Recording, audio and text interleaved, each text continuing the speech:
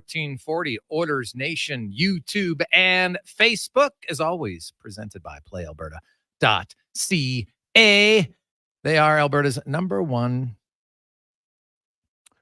local and provincial online gambling website where 100% of the revenue stays right here in the province of Alberta at PlayAlberta.ca. It's summertime. As you can tell, it is hot. Use the promo code SUMMER and you'll get a $50 free play on the casino at PlayAlberta.ca. Just type in the code SUMMER. You know how to spell it. I'm Jason Gregor. He is Declan Kruger, and we got a loaded show for you today. Hey, you know what? Lots of good guesses. Lots of good guesses on the text line. And we asked the question on Low Tide Show. And so now, I'll be honest. You can't have a tie, right? And Oiler fans know this because in the Art Ross Trophy, if you're tied in points, who has more goals wins. So there's technically two. The question we asked earlier was, can you name the third highest left shooting Canadian forward last year in the NHL? McDavid was first, Crosby was second. And the reason I asked that question is because for the longest time, you had more kind of offensively dominant left shot players. But in the top 16 Canadian forwards, there's only 5 that are lefties. And there's only 2 in the top 11. Other righties include, obviously, Nathan McKinnon, Sam Reinhart, Braden Point, Robert Thomas, Mitch Marner, Zach Hyman, Steven Stamkos, Matt Barzal, even Nick Suzuki. Also, he cracked the top 11. Then, 12th, they're tied in points, but this guy had more goals. Many of you guessed Brandon Hagel, and he does have 75 points, and he might be one of the more productive players that never really gets mentioned in the NHL. Like, how many people are like, Brandon Hagel had 75 points last year? Yeah, Brandon Hagel, 75 points with Tampa Bay. Now, this was a guy who, when he got traded to Tampa Bay, a lot of people are like, what? They're giving up that much? Well, he's turned into be a really good player. And it's not just points with Hagel. He's a highly competitive player. Anybody who watched him with the Red Deer Rebels in the WHL would know that. He was a highly competitive guy. Now, he's gained a little bit of size, right? That was the big reason, because he was productive in junior, but some people were concerned about his size. I think he's proof that size is one element. It's not the only element. But it's actually not Brandon Hagel, because he had 75 points. It's actually Nazem Kadri, who had 29 goals and 75 points, whereas Hagel had 26 goals and 75 points. Many of you guessed Carter Verhaeghe. He was close. He had 72 points. Now, Carter Verhaeghe has been getting, I think, a lot more respect put on his name the last few seasons. He has the 6th most goals of any Canadian player the last 2 seasons. It's pretty darn good, right? And that's continual production, 2 years in a row.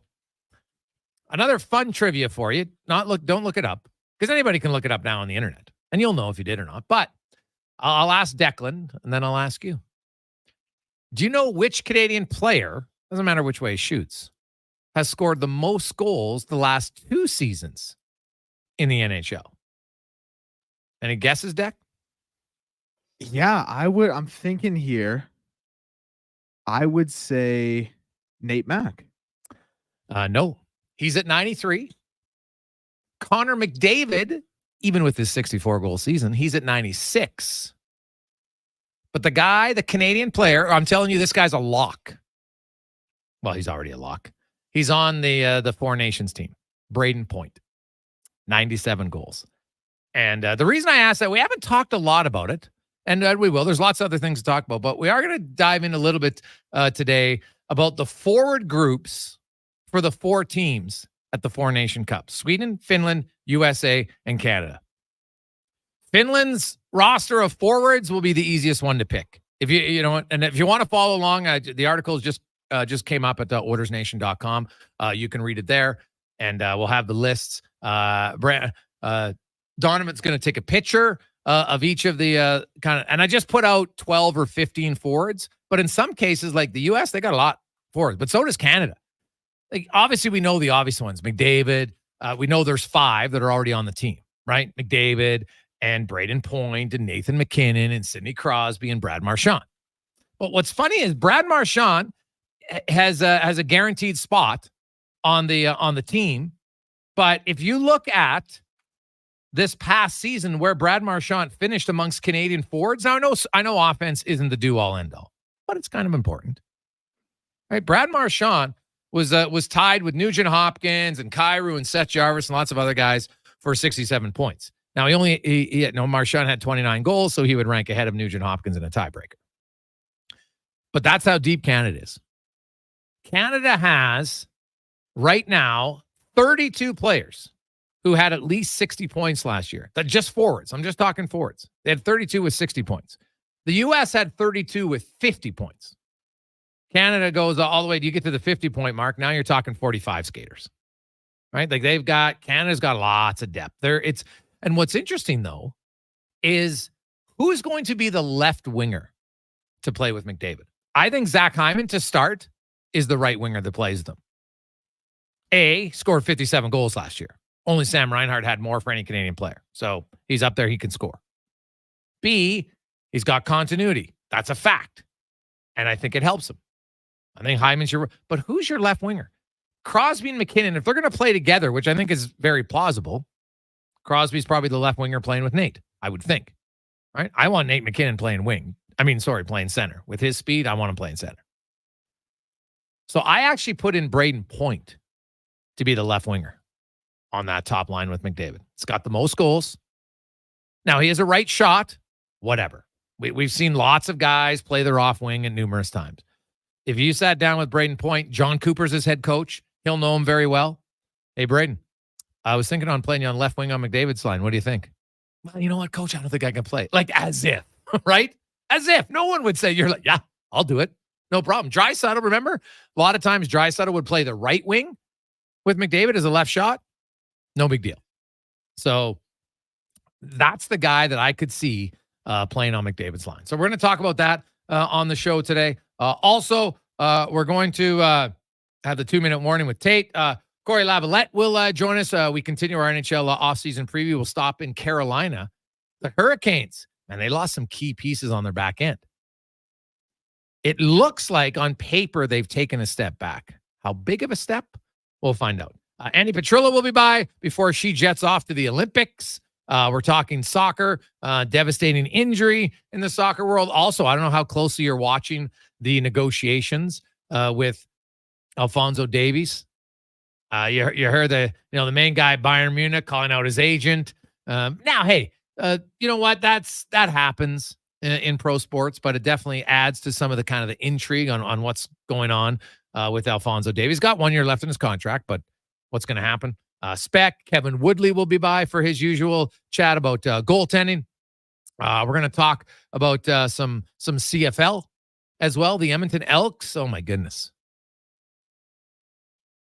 Heading into the weekend, many people, when I said I would start Trey Ford, they're like, you can't start Trey Ford. Their offense isn't the problem. Do you still feel that way today? That offense isn't the problem?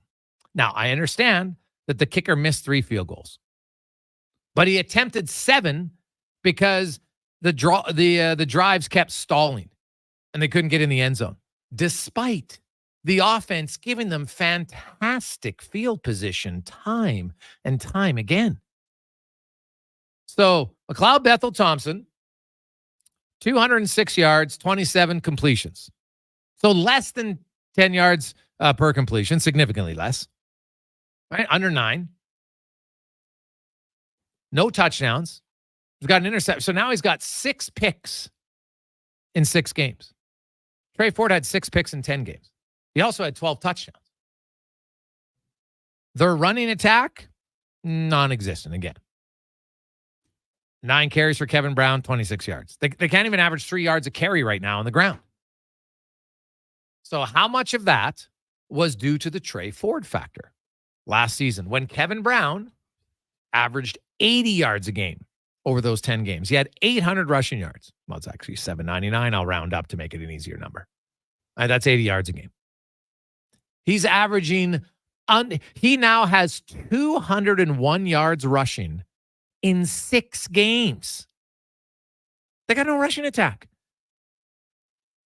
And then your quarterback comes out. You know what? You're unable to punch it in. Your kicker misses 3 field goals. And I understand the win's a factor, but you're a veteran kicker at some point. Don't you have to figure it out? And then the quarterback goes on a rant about scheduling and how, they play Sunday, then they play Friday. I get it. It's not ideal. I understand it. You don't love it. But everybody does that Labor Day, and no one really complains. Heck, they used to play Monday, Friday. The NFL plays Sunday, Thursday. Sunday, Thursday. A few teams. Not a lot, but you know it. It's probably happened to your team. I couldn't believe that was the direction you're going to go after the game. And I understand sometimes about wanting to deflect pressure away and look at other things, but I'm sorry. That's not the game to do it. Where your defense played very well, continually gave you the ball in very good field position, and we can sit here and rip on B because what the hell's going on with your kicker? But also, come on. You're the quarterback. You got to punch the ball in the end zone at some point, do you not? I don't what. Here's the question I'll ask any of you. What would be the reason to wait and not start Trey Ford? I don't get it. What direction are the Elks going? How many? Declan, you follow football for a long time. How many teams, you know what? You draft a high player, guess what? You're going to take your lumps because you want him to get experience and get better. So as the team gets better, you grow around him. But, and you accept that you're probably not going to have a great record. There's a few, hey, no one thought CJ Stroud was going to do what he did last year for the Texans. So obviously there's exceptions. But go back and look at Peyton Manning, Troy Aikman. We can go down the list of top drafted quarterbacks who go to bad teams, and it takes a while. Some never get better. I understand it. But it takes a while. What are they doing in Edmonton? You got Trey Ford for the 2nd consecutive season, sitting on the bench to start the year. Last year, you were at 0-8. Now you're 0-6. Can you think of one good reason why you wouldn't start Trey Ford this Sunday against Hamilton? Well, the easiest answer is there is no good reason not to start Trey Ford. 0-6, inexcusable. The performance week in, week out, inexcusable. And you talk about it. Listen, there is merit to sitting behind a quarterback and gaining experience as that young quarterback. But some of the best examples we look at, Jordan Love was sitting behind Aaron Rodgers. Patrick Mahomes sat behind Alex Smith for a year, who there's kind of a revisionist history about his career, but was a very good quarterback for a long time. Trey Ford does not have that in McLeod Bethel Thompson. I understand that you want someone to grow and to learn. But Trey Ford has been the most successful Elks quarterback in recent history here. Benching him, I think, was a huge mistake. A lot of people in the fan base felt the same way. I think the proof is in the pudding now with the results this season, and there's no reason not to start him moving forward.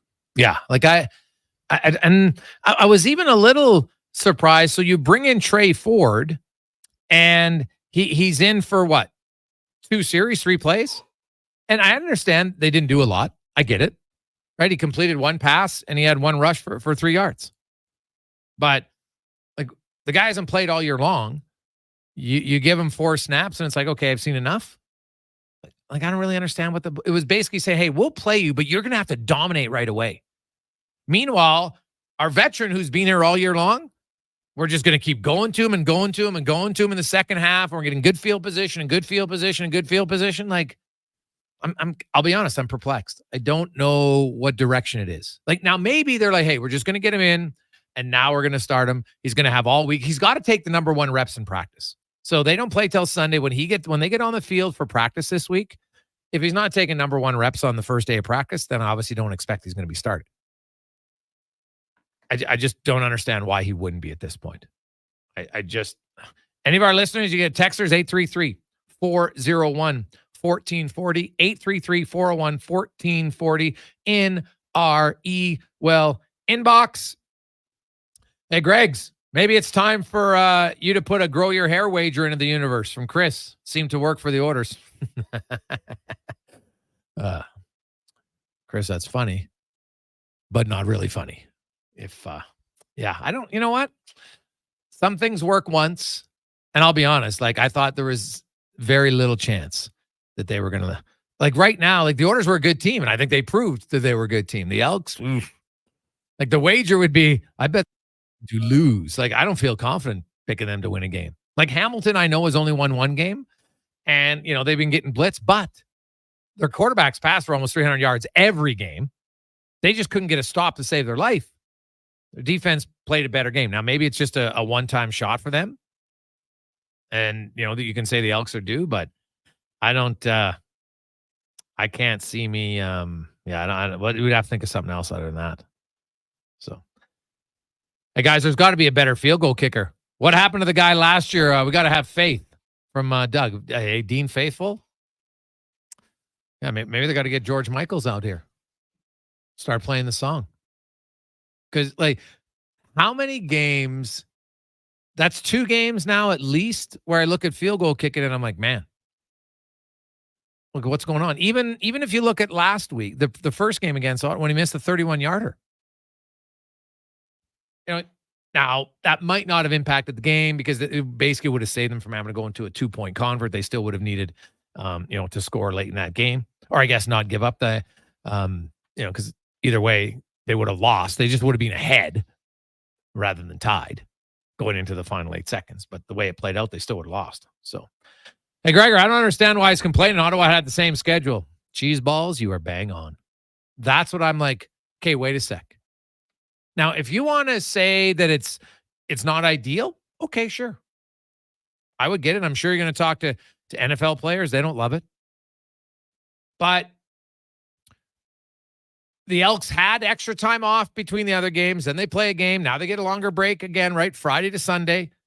I really thought the timing of that rant was questionable at best. Questionable at best. Hey, Greg, does Nugent Hopkins make the team? From Dallas the Farmer? I think he's going to be real tough to make the team. He'll be in the conversation, but I think his 5-on-5 production is likely going to hinder him from making Team Canada.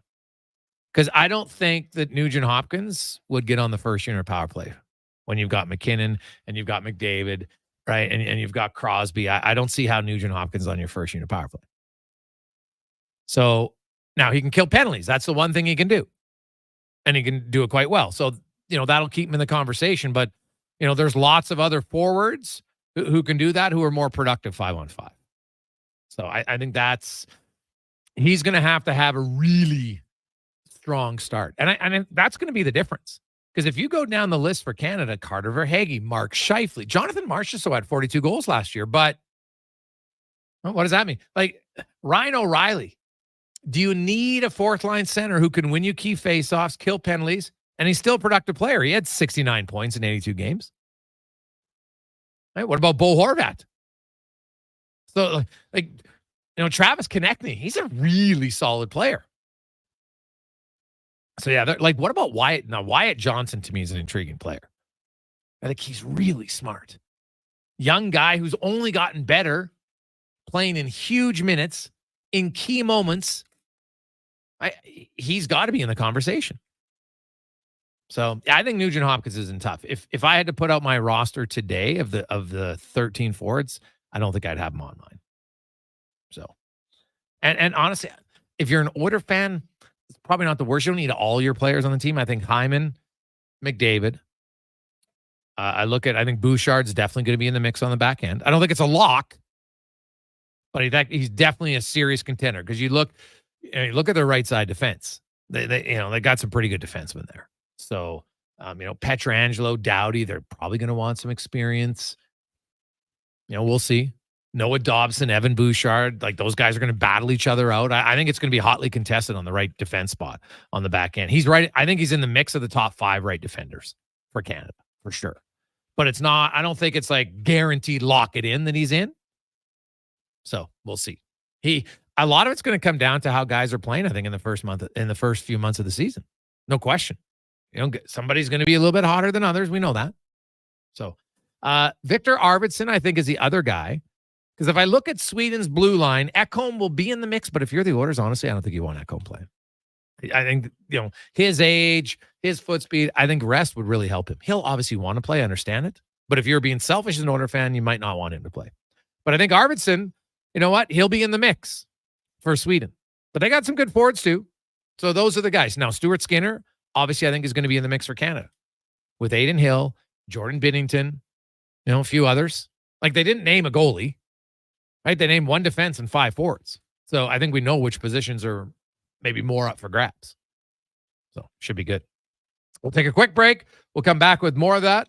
Also, Farhan's going to join us, recap the CFL. And can anyone out there, do you have a good answer as to why you wouldn't start Trey Ford? Am I missing anything? Let me know. 833-401-1440 in our eWell inbox. The summer road lays ahead. Your potential destinations are endless. Volvo Cars Edmonton gives you choice to match. Right now, lease a 2024 Volvo XC90 from 0% for qualifying loyal customers. Or save $7,000 on all new 2024 XC60 recharge plug-in hybrid models. All demo vehicles come with a free 10-year, 1 million kilometer warranty. No matter what you decide this summer will become, your first choice is Volvo Cars Edmonton. VolvoCarsEdmonton.com, 1205 101 Street Southwest. Well, get ready for a silly hockey fans.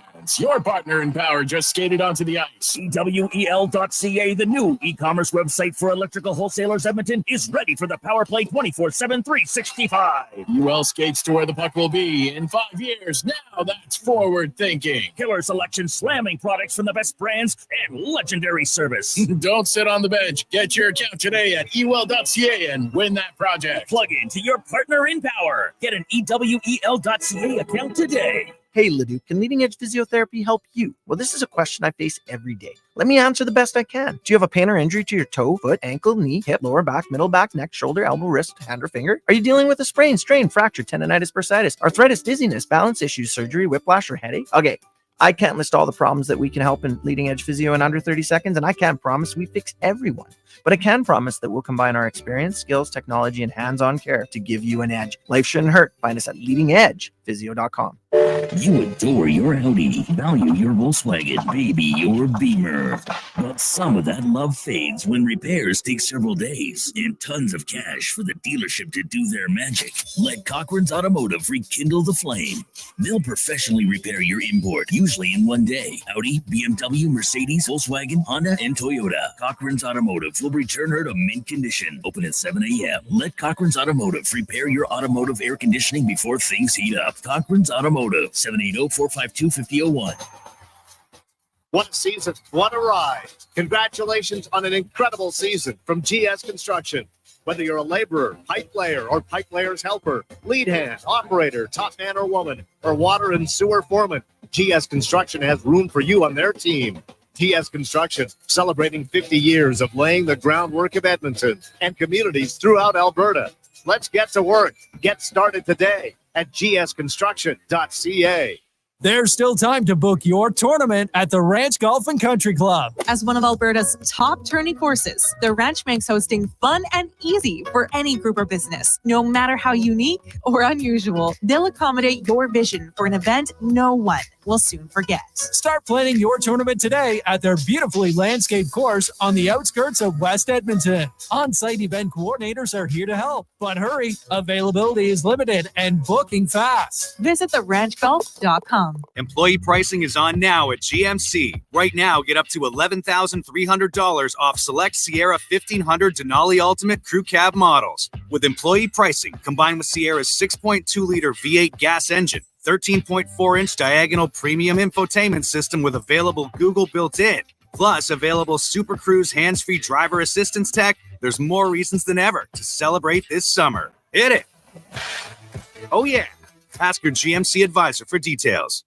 Diablo Boots has been open for business for 60 years, selling Canadian-made quality boots. Diablo has Canada West work, biker, and cowboy boots with fixable soles and heels. So why buy boots like Aria, Justin, or Red Wing that are made in China? Get your money's worth with Diablo's Canada West tough, comfortable work boots. So save on boots by Save On Foods, 3340 Gateway Boulevard on the east side of Save On Foods. And does Diablo sell the best boots in town?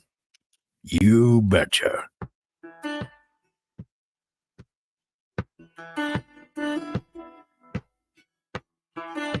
Portions of this hour brought to you by Crystal Glass. Your clear choice for residential windows, locally manufactured and installed. Crystal Glass provides a beautiful product and incredible customer services for all your residential needs. Call 310 Glass or visit crystalglass.ca for a quote.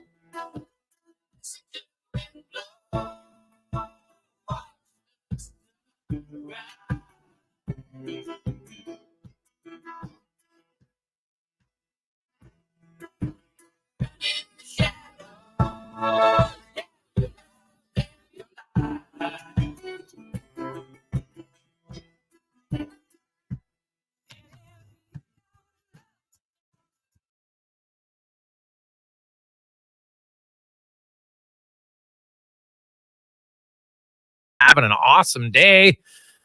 Enjoy the heat. Woo. Yes.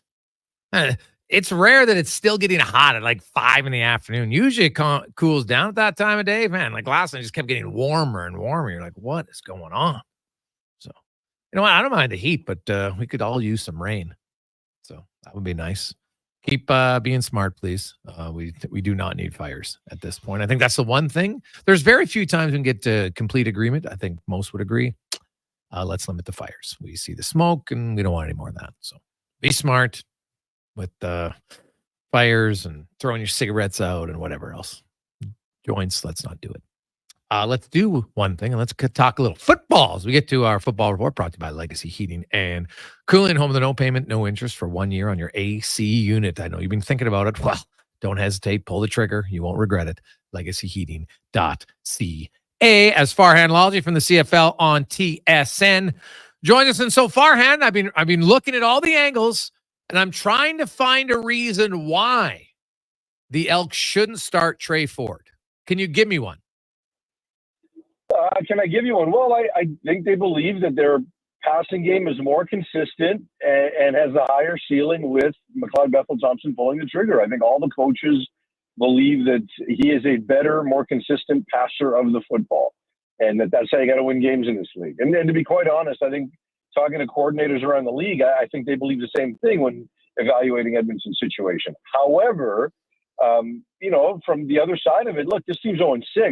And regardless of whether he's a better passer or not, they're not winning football games. So I certainly understand why a number of people in Edmonton would say, look, we got nothing to lose right now by putting Trey Ford in. Now, I don't think there's going to be that change happening.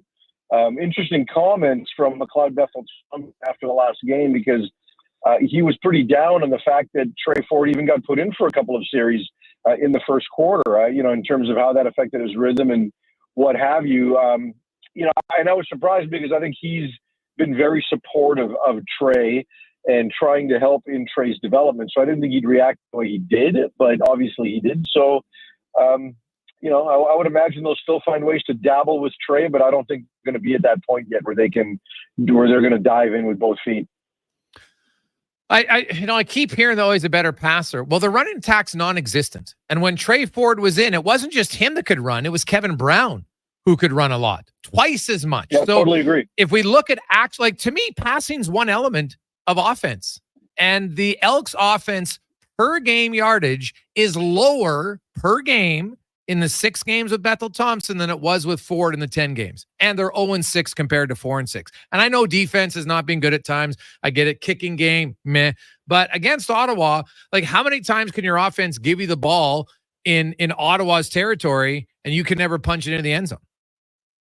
No, look, I can't argue with you. At the end of the day, I think I talked about this on your show last week, where the Kevin Brown element was real, that when Trey played, Kevin got better because the backside of the defense had to be aware of Trey Ford pulling the football. So usually that accounts for 2 players, and it creates some cutback lanes for Kevin Brown. So there's no doubt Brown is better when Trey is in.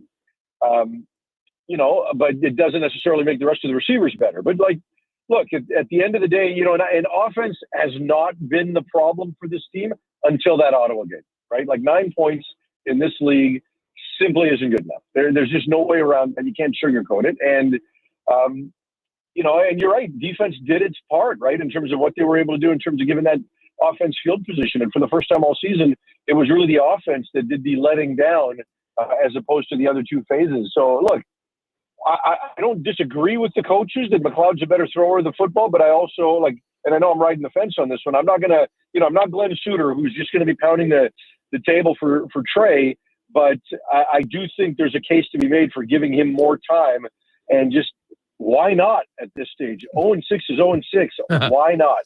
Well, I look at it this way. So if you don't start Trey Ford and then you're 0-7, like you were 0-8 last year before you finally made the change. Like the seasons, you could argue like the chance of the Elks, they'd have to go on a real big run here. And I guess anything's possible, but it's difficult. And I look at it from a fan's excitement perspective and everything else. I can see reasons. I guess my question to you was, what do you think the reason was to put Ford in for such a limited time in that game?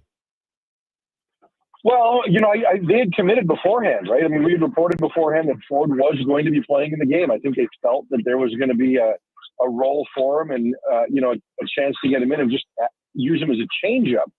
So I was surprised that he played back-to-back series. If the first one maybe had gone a little bit longer, maybe they don't do it that way, but it doesn't make sense to just give one series if it's going to be 2 plays.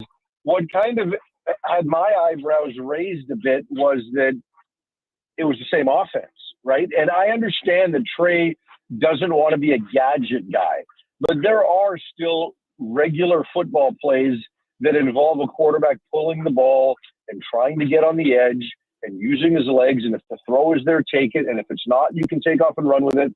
Whereas it was just, quick game outs to the sideline when Trey went in. And I thought, what's that all about, right? Like, I get that he wants to be able to throw the ball, but there are different ways to throw it as opposed to just running McLeod Bethel Thompson plays, right? So that was probably what got me going. And then I would imagine at half, and I'm purely speculating based on McLeod's comments post game, that there was probably some conversations at halftime to suggest, hey, don't do this again. It's taken away my rhythm, for what that's worth, right? And as long as the game was close, and within a score, I think the coaches are probably committed to saying, look, McLeod gives us our best chance to win in the current setup, because coaches want predictability. They all get excited and take credit for unpredictability, but they want predictability. They want to know that I've drawn this play up this way and a quarterback's going to go through progressions and do it this way. And maybe they don't think Trey's going to give them that. And they're probably right, but that doesn't mean Trey can't have success on offense. You know what I mean? So, in terms of how they used him, I'm glad he got to play. I'm just glad that he got to play. But I would have liked to have seen them do some different things with him when he did play. Yeah. Farhan Laldi joined us from CFL on TSN. The Hamilton Tiger Cats come to town. It won't be two teams looking for their first win. They got their first victory of the season, and their offense has been all right. But they were giving up way too much. And also, I'm sure Bo Levi was throwing too many interceptions for his liking. But you look at this Hamilton team, Farhan, what changes did you see defensively from them this past weekend? Well, I think they played a little bit more in the way of off coverage and tried to keep everything in front of them. And, I do think there's been some adjustments on the defensive play calling, not just in terms of what they do, but, who's responsible, right? So I do think some tweaks have been made there where Glenn Young's a little bit more involved in terms of the defensive play calling. But, it's just been a few more weeks or secondary playing together, right?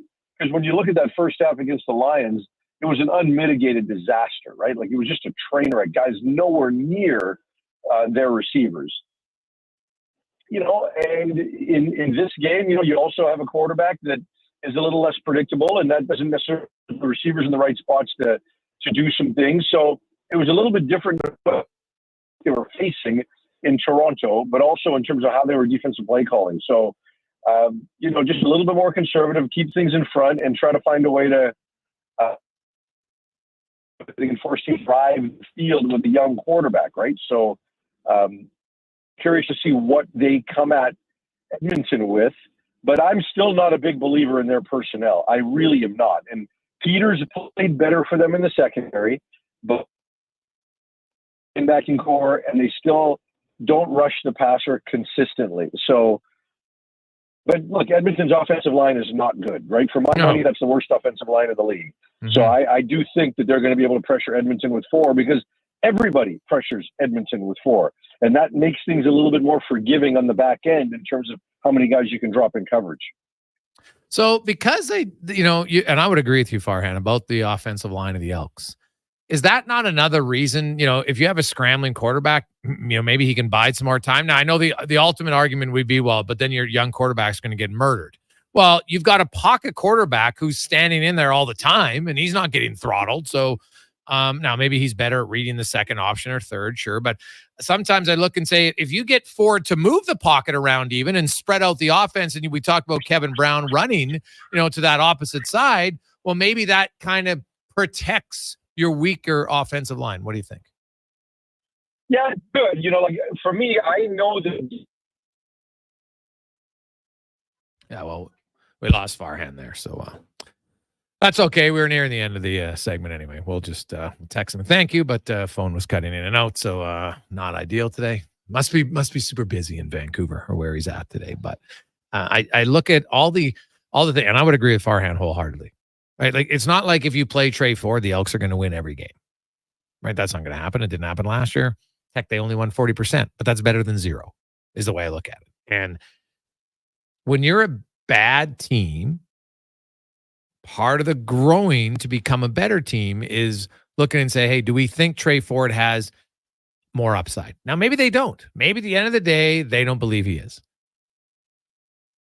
But right now, are you going to put your future, because keep in mind, the Elks are a month away from officially having the deal done and having a new owner?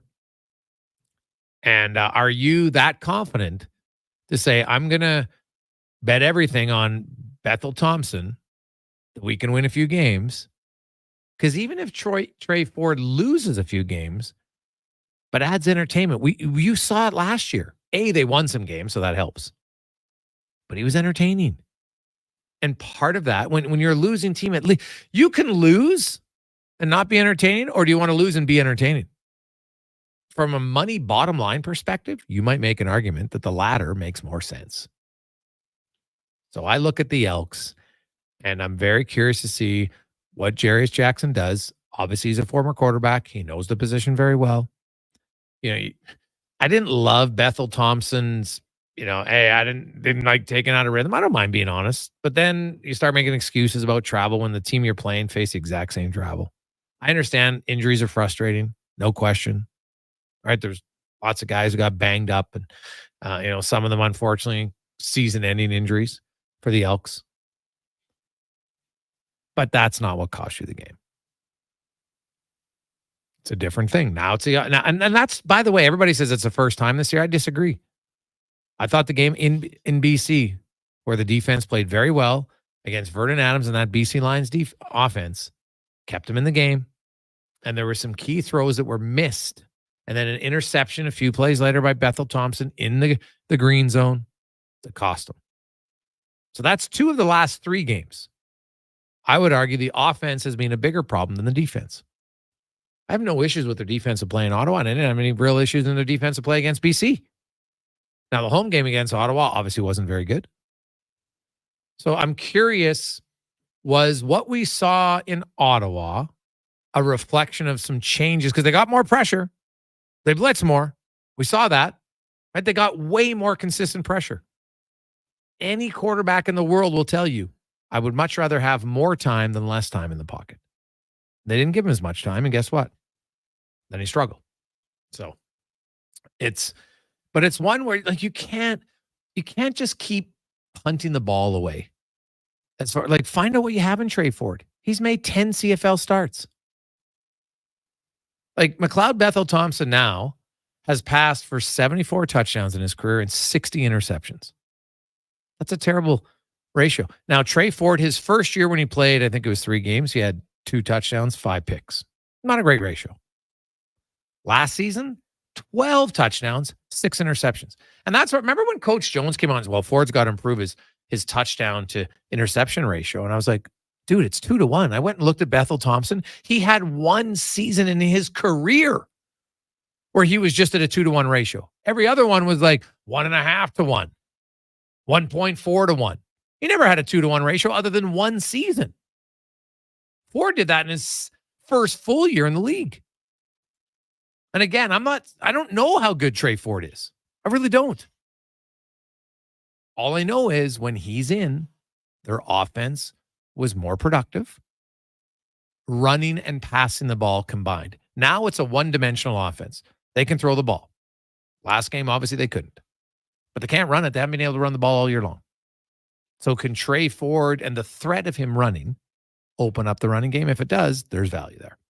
833-401-1440. It's the Gregor Show presented by PlayAlberta.ca. Alberta's only regulated online gambling website with 100% of the revenue staying right here in the lovely province of Alberta. We'll come back. We got the 2-minute warning. We got a lot of texts on many of you have read the article. We're going to go through Finland, Sweden, USA, and Canada for the forwards for the four-nation face-off that gets going next February. Obviously, Connor McDavid's making the team. I think Zach Hyman is making the team.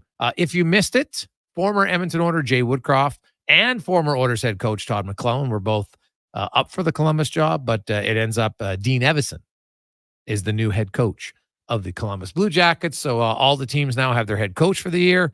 There is a team waiting for the GM. I think you know who it is. Now remember, because we keep getting texts about Leon Draisaitl's contract. Jeff Jackson was very clear. Until there's a GM in place, there's not going to be any real serious negotiations for Draisaitl. His agent even said, you know what? August is fine.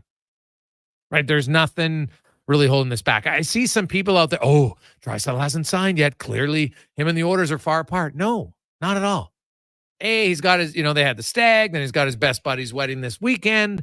But more importantly, Jeff Jackson outlined that until they get the GM, they won't go down. They want the GM to be part of it. And that makes sense. Now, I don't know any GM out there, let's be honest, is going to come in. You know what, guys?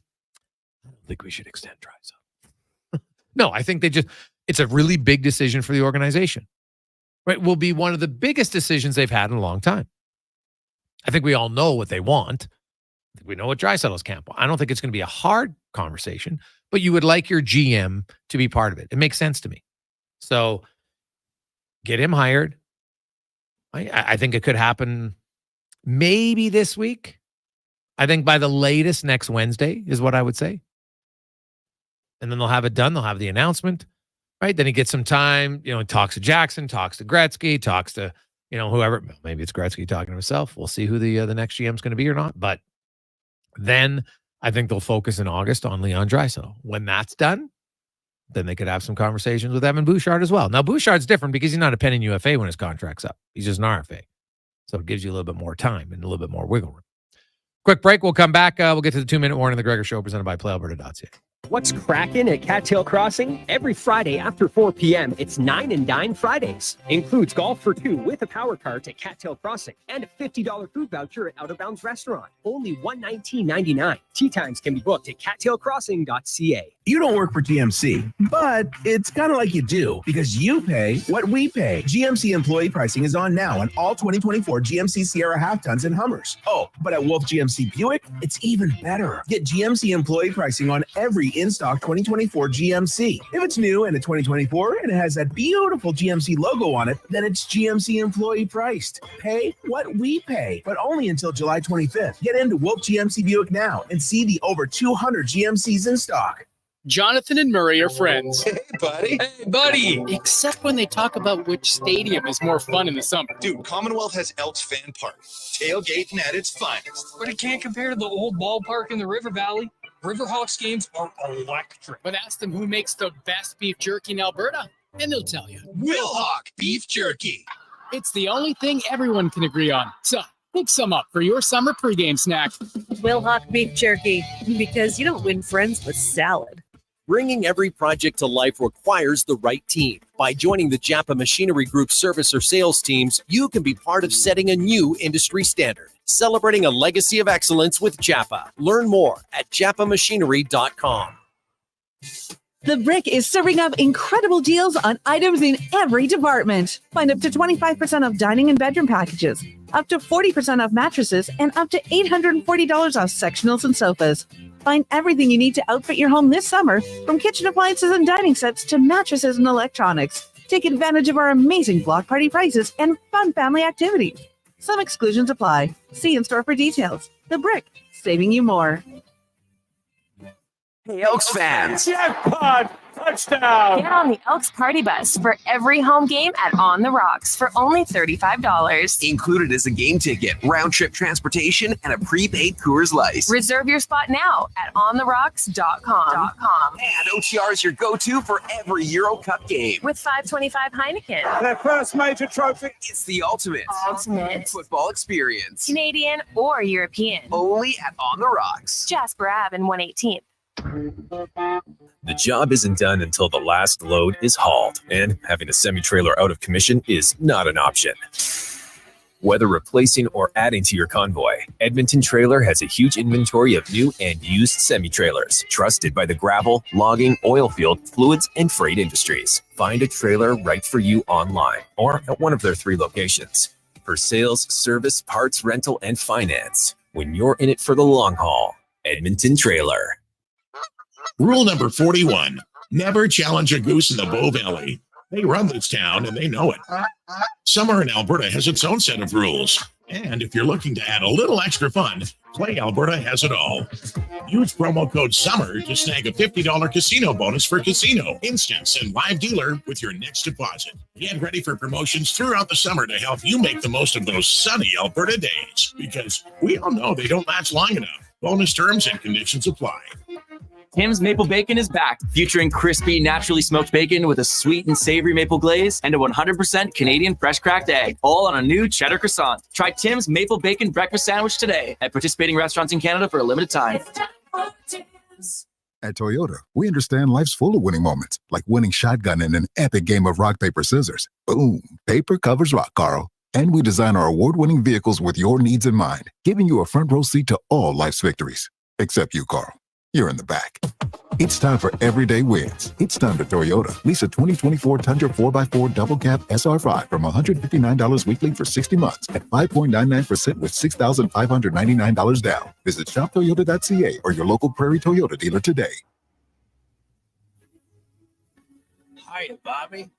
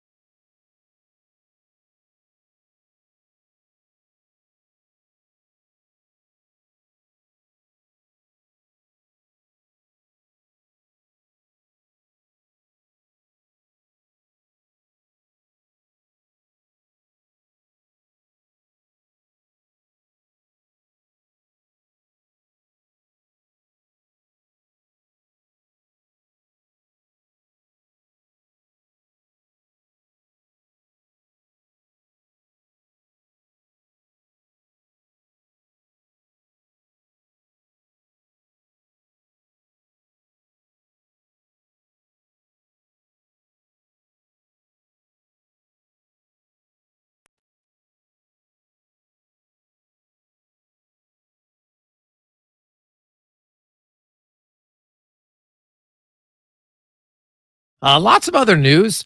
You're hearing that Jordan Love is holding out in Green Bay. Not a real surprise.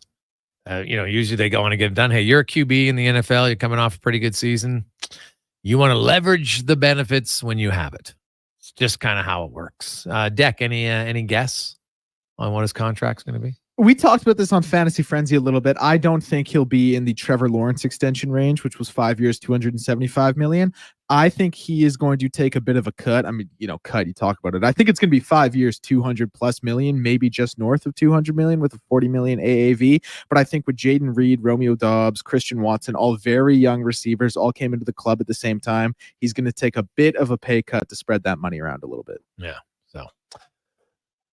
Yeah, it'll be fascinating to see what happens there. And I do think that it's something that can't be overlooked in the NFL. That, you know what, now Mahomes is a little bit different. But like even Brady, when they were winning, he was paid very well, don't get me wrong. But he was not, like some of these guys, what their numbers they're getting paid for what they've done at that quarterback position at times to me is just stunning. How much they get paid. So we'll see.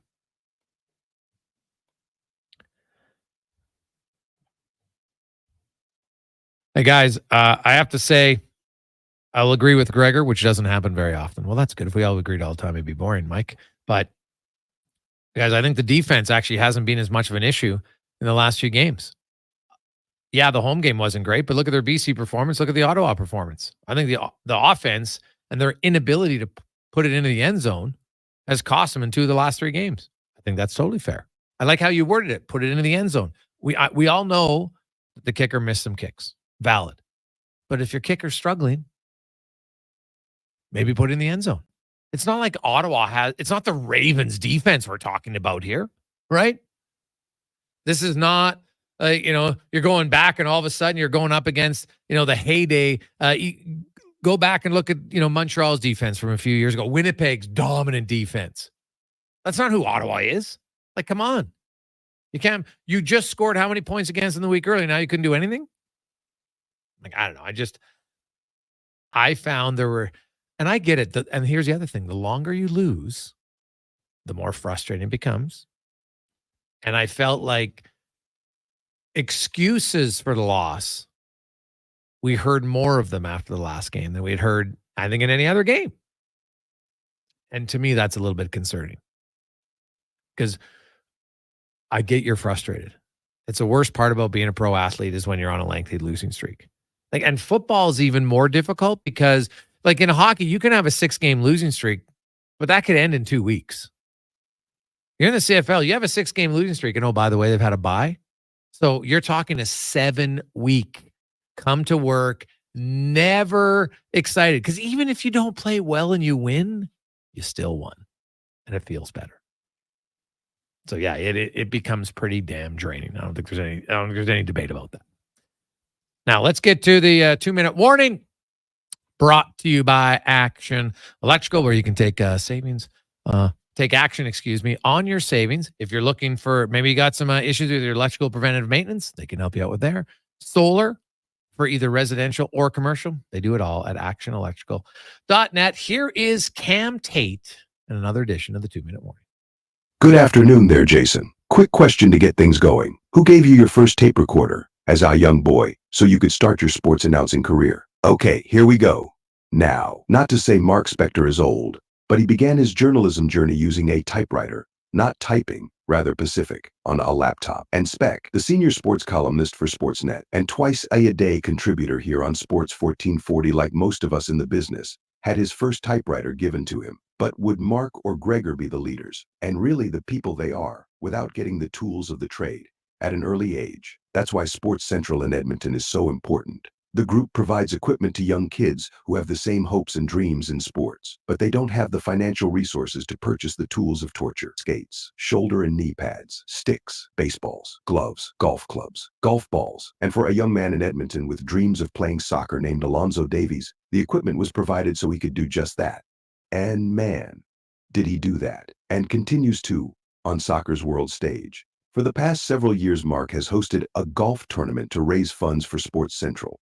And with his connections throughout the National Hockey League, Mark has some very impressive items, signed items, for the auction, and the weather gods could be on their side. With apologies to my good friend Josh Klassen over there at CTV Edmonton, we are looking at highs of 24 Wednesday with a 60% of showers. To make a contribution to Sports Central, visit sportscentral.org. I think of that big black electric typewriter, the one with the red keys on top. My first typewriter. I could type. I was 7 years old, and the typewriter was given to me by the Cerebral Palsy Association of Edmonton. And for that, I humbly say, thank you. The 2-minute warning with Cam Tate. Monday, Friday, Gregor Show, Sports 1440. That website again, sportscentral.org.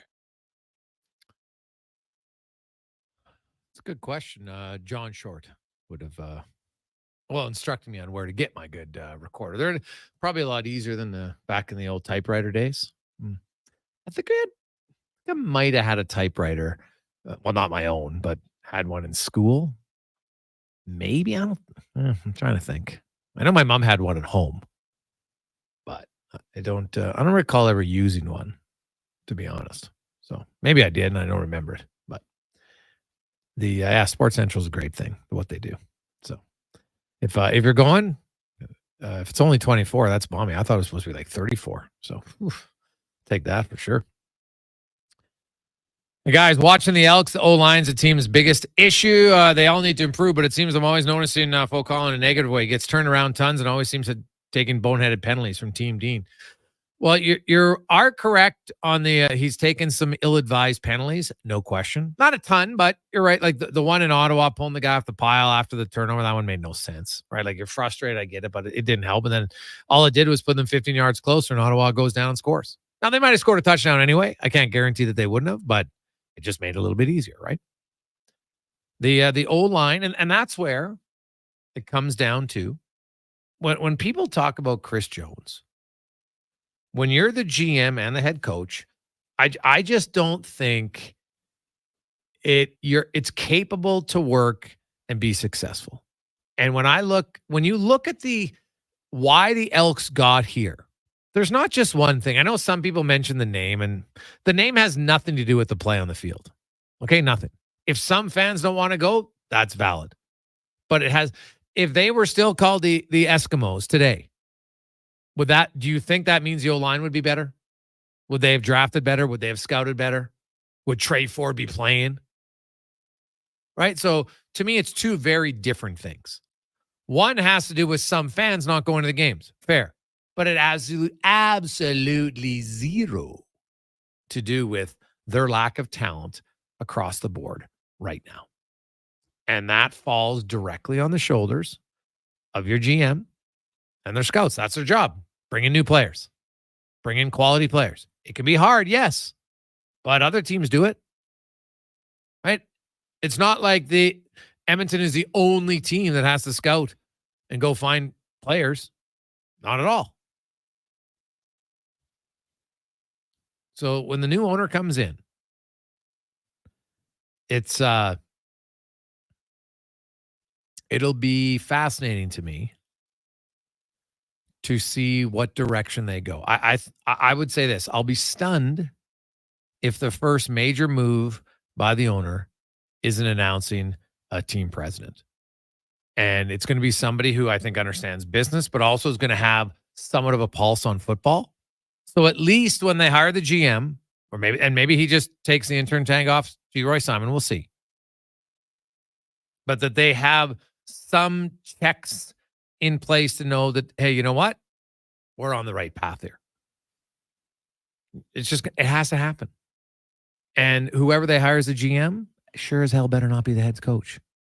They can't do both jobs. It's an unmitigated disaster if they do it. Absolutely. So coming up after 3:00, we're going to switch gears a little bit. We talked about it a little bit in hour number one, but we'll go through it in depth on the Four Nations because the tournament is getting closer, right? A little off-season chatter about hockey is never a bad thing, especially when, man, we're under 2 months away from training camp already. I love it. You'll actually be 2 months today because it's a Monday night where the Oilers open up their preseason against the Calgary Flames on September 23rd. 2 months away on a Monday night. 2 games.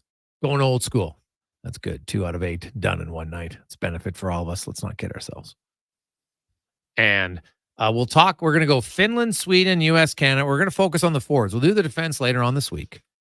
And I think there's a clear advantage.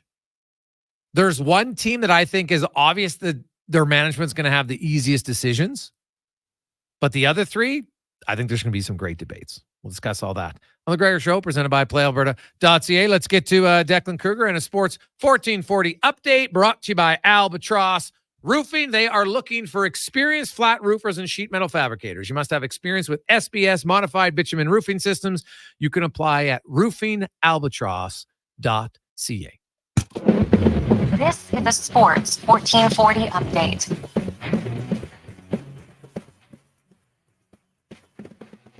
And for your Sports 1440 update, we start in the majors. One final from earlier today was the Yankees over the Rays 9-1. 3 games to kick off the afternoon slate. We'll get going at 4:40 p.m. our time. Tigers in Cleveland taking on the Guardians, Mets and Marlins, and Cardinals and Pirates. A little bit later on in the day, we'll see the Reds and Braves, Phillies and Twins, White Sox and Rangers, Brewers and Cubs, and a late game that will feature the San Francisco Giants in LA to take on the Dodgers. News out of the NHL world as Columbus Blue Jackets president and general manager Don Waddell announced that Dean Evason has agreed to a multi-year contract to serve as head coach of the Blue Jackets. Evason, at age 59, amassed a 147, 77, and 27 record in 251 games over parts of 5 seasons as head coach of the Minnesota Wild. News in the NFL world is Jordan Love will not practice with the Green Bay Packers without a new deal, and the team is optimistic that the deal can be reached by the end of the week. The Green Bay Packers have also extended Pro Bowl defensive tackle Kenny Clark for 3 years at a $64 million price tag. Joe Burrow has been cleared for contact, according to the Bengals coaching staff, and Cam Akers, coming off his torn Achilles, is joining the Houston Texans and will feature in a running back room that already has newly acquired Joe Mixon and Dameon Pierce. LeBron will bear the Team USA flag at the Paris Olympics, and the Boston Celtics and Sam Hauser have agreed to a $45 million extension. Other NBA news is the Cleveland Cavaliers' Evan Mobley has agreed to a 5-year rookie max extension worth $224 million. And in Riverhawks news, the Riverhawks in action tonight down in Remax Field against Nanaimo. First pitch for that one at 7:05 p.m. Coming up in hour 2 of the Jason Gregor Show, we'll be joined by Corey Lavalette of The Athletic as we talk Carolina Hurricanes and go around the NHL. I'm Declan Kruger, and this has been a Sports 1440 update. 1440, a Stingray radio station broadcasting on Treaty 6 territory. Download the free iHeartRadio app and listen to CKJR wherever you go. Be melancholy, not melancholy.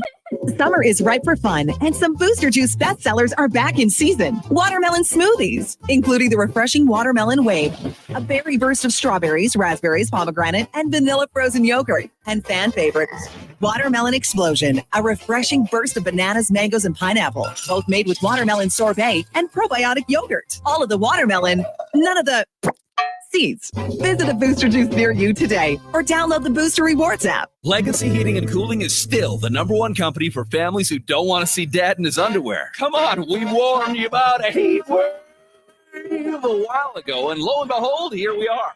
So call Legacy now before the heat wave convinces dad to cool down in a kiddie pool in your front yard. Yeah, we've still got air conditioners in stock, and yes, you won't have payments or interest for 1 year. Keeping dad from bathing in public during a heat wave. That's how you save your legacy. Legacy Heating and Cooling. What a season. What a ride. Congratulations on an incredible season from GS Construction. Whether you're a laborer, pipe layer, or pipe layer's helper, lead hand, operator, top man or woman, or water and sewer foreman, GS Construction has room for you on their team. GS Construction, celebrating 50 years of laying the groundwork of Edmonton and communities throughout Alberta. Let's get to work. Get started today at gsconstruction.ca. We've finished construction of our gamma radiation containment facility. Is it up to code? Is it going to be safe? Sounds like a job for the men and women of Action Electrical. Testing team reporting. We test your commercial operations using tools like infrared to ensure safe operation. Trust us to prevent potential calamity before it strikes. Facing an electrical menace? Call the men and women of Action. Operating throughout Alberta at actionelectrical.net.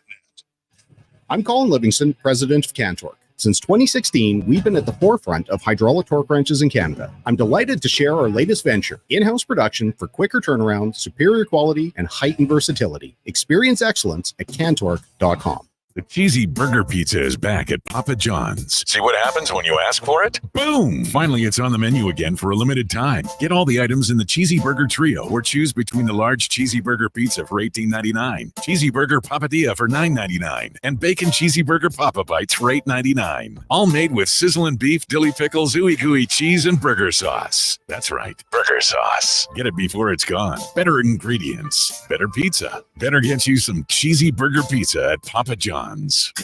If you've ever restored a classic car or seen one, you smile because you know what it took to get that beauty looking pristine. The same is true for men who restore their hair. Nothing but smiles for miles. Patients from all over Canada travel to see me, Dr. Vance Elliott, to have their hair loss treated and remedied. I've been helping people for 28 years. My practice is outfitted with the most innovative and latest hair transplant techniques and technology. And I do it myself. Contact us at drvanceelliott.com.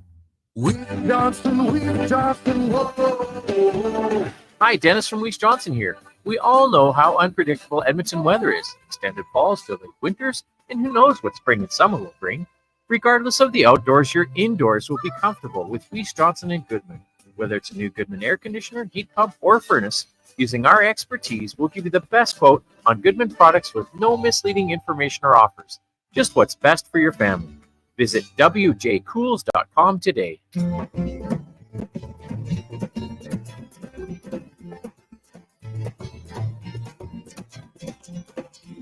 Portions of this hour brought to you by Jaffa Machinery. Jaffa is digging deep on their 50-year history of supporting Alberta's construction industry with their line of special edition blackout excavators. Visit jaffamachinery.com for all the details. Pro sports, local sports, minor leagues, you got it all. It's the Jason Gregor Show on Sports 1440. Presented by PlayAlberta.ca, Alberta's only regulated online gambling website. It's after 3 o'clock. Welcome back. Jason Gregor, Declan Kruger with you on Sports 1440, Orders Nation, YouTube, and Facebook. How you doing? Hope you're having yourself an awesome day. Hope you had a great weekend. But whatever you did outside, inside, maybe a little camping, hiking, maybe you were just relaxing, maybe a little frustrated watching the Elks game on Friday. Unfortunate, the air quality led to Sunday's postponement of the Riverhawks game. But you know what? The good news for Riverhawks fans is that the playoffs will be coming. They should be anyway. We would hope so for the Edmonton Riverhawks. They're right in the thick of it, and would love to see a little playoff action down there. They're obviously their first half has gone a lot better than the second half for them. 5-7 after a dominant first half where they finished second, and overall they are tied with Bellingham at 23-16. So. Still very much in the mix in the West Coast League, and hopefully they'll get to the postseason. I think that's what everyone who's watched that team all year long would love nothing more. So hopefully it happens. Got a few games left. Of course, they are at home tonight against Namao through until Wednesday. Then Thursday's off. Then another homestand on Friday, Saturday, and Sunday, and then they finish on a lengthy road trip. What is it? I gotta look it up. I think it's 9 straight games with no days off in between. So, it's gonna be tough. They're gonna try to make some sunshine, no pun intended, here this week. So you definitely want to check out the Riverhawks. Also, you have the Stingers' final home game of the regular season coming up next week. Now, it is the Gregor Show presented by PlayAlberta.ca. Use the promo code SUMMER and you'll get a free $50 casino play at PlayAlberta.ca. We'll get more into football and other things, but today, of course, it's never a bad time in a hockey mad market to talk a little hockey. And the Four Nation Face-Off will officially go from Wednesday, February 12th through until Thursday, the 20th. So Canada opens it up against Sweden, 6 o'clock Edmonton time on February 12th. Then they play Saturday. That's the game, I think, in the round robin tournament. Not just because it's the U.S., a little bit bigger of a rivalry for sure. And those 2 games are in Montreal. Then they will be in Boston on the Monday to take on Finland. And then, of course, how this tournament works is it's a maximum 4 games. The top 2 teams after the round robin will face off in the championship game, and that'll be Thursday in Boston. So Canada, I think, enters the tournament as a favorite for sure. The last time, this is how long it's been since Canada had a real best on best. And I know some people didn't like because they had Team Europe and they had Team North America, but you got to remember, this allowed them to have more of the best players in the NHL playing, right? You had Canada, U.S., Sweden, Finland, Czechia, and Russia. Then you had Team Europe, and you had Team North America. Now, Canada and the U.S. teams were comprised of players 24 years of age and over, and Team North America was Canada and U.S.-born players who were 23 years of age and under. McDavid was on the team, Nugent Hopkins, McKinnon, Matthews, Jack Eichel. So that's who was on that team. Canada, if you recall, ended up winning the tournament. It was a best of 3 in the final. They played Team Europe, and they beat them 3-1 and 2-1. Beat them in 2 straight. Canada had the 4 leading scores in the tournament. They obviously played more games, so not a huge surprise, but that's just how it was. The Team US, they scored only 5 goals in their 3 games. And if you go back and look at that roster, oh my goodness. Now, the only young Canadian player on Team North America who I thought had a chance to make the real team, Canada, would have been McDavid. Now, he's coming off his rookie year. I think he would have had a good chance, but he's the only one. Team USA, their team wasn't nearly as good. They didn't even win a game, and they only scored 5 goals. Austin Matthews, even though he'd yet to play an NHL game, I think he would have made that team. Jack Eichel, I think, would have made the team. Johnny Gaudreau. JT Miller. I think those 4 probably had a really good chance to make Team USA. Which, you know what? They weren't that good that year. You go back and like Abdelkader made that team, and man, they just had a kind of a watered down. They just didn't have the offense at that point. It was a little bit of a transition. Ryan Kessler was on his last legs. He was on that team. Dustin Byfuglien. Like, that's how long ago it is. Those guys all made that Team USA. Now, so I wanted today to focus on the 4 forward groups.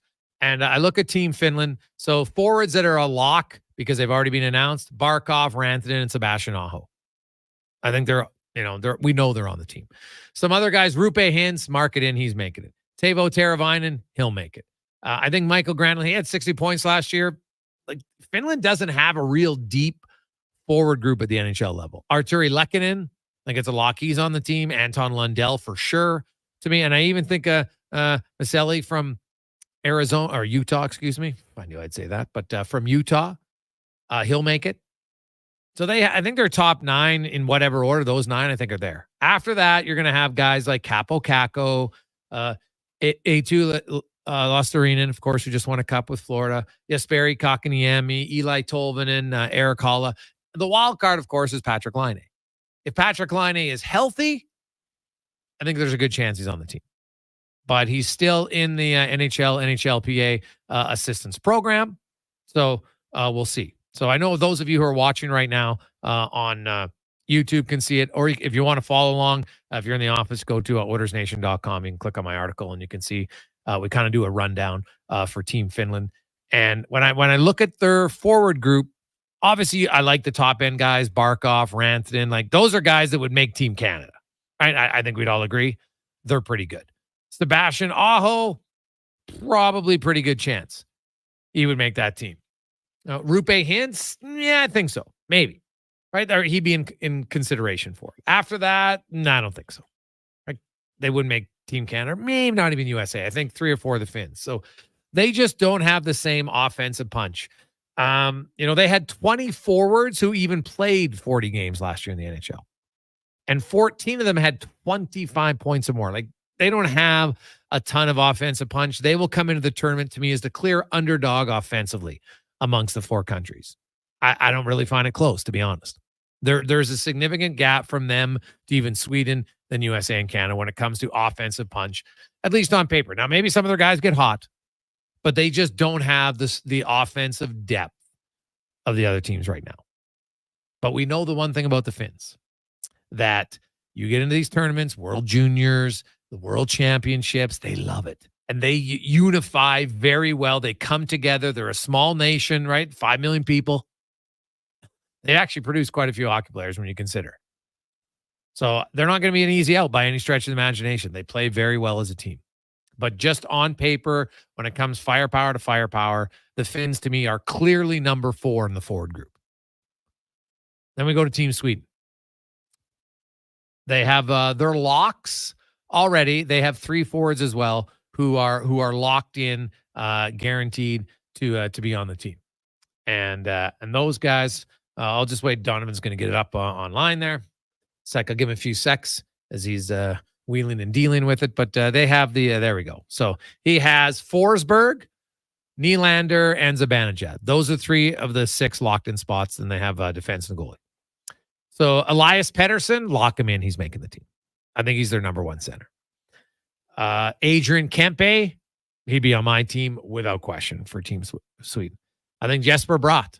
I'm not going to say he's a lock, but I think he's pretty close to making that team. William Karlsson, I don't think there's any doubt he's a bottom 6 center for them. They're going to like him, penalty killer, chipped in 60 points. He's a good player. Lucas Raymond, young up-and-comer in Detroit. I like him.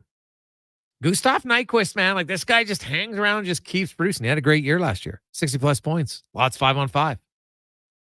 And then they've got Eriksson Ek. Like him and William Karlsson is your 3-4 center ice, man. That's pretty good for what you're going to want. I think they'd be comfortable. Those guys play against top players in the regular season. I think those are your 3rd and 4th line center. So like Elias Lindholm, I have him more as a winger, to be honest. And that's fine.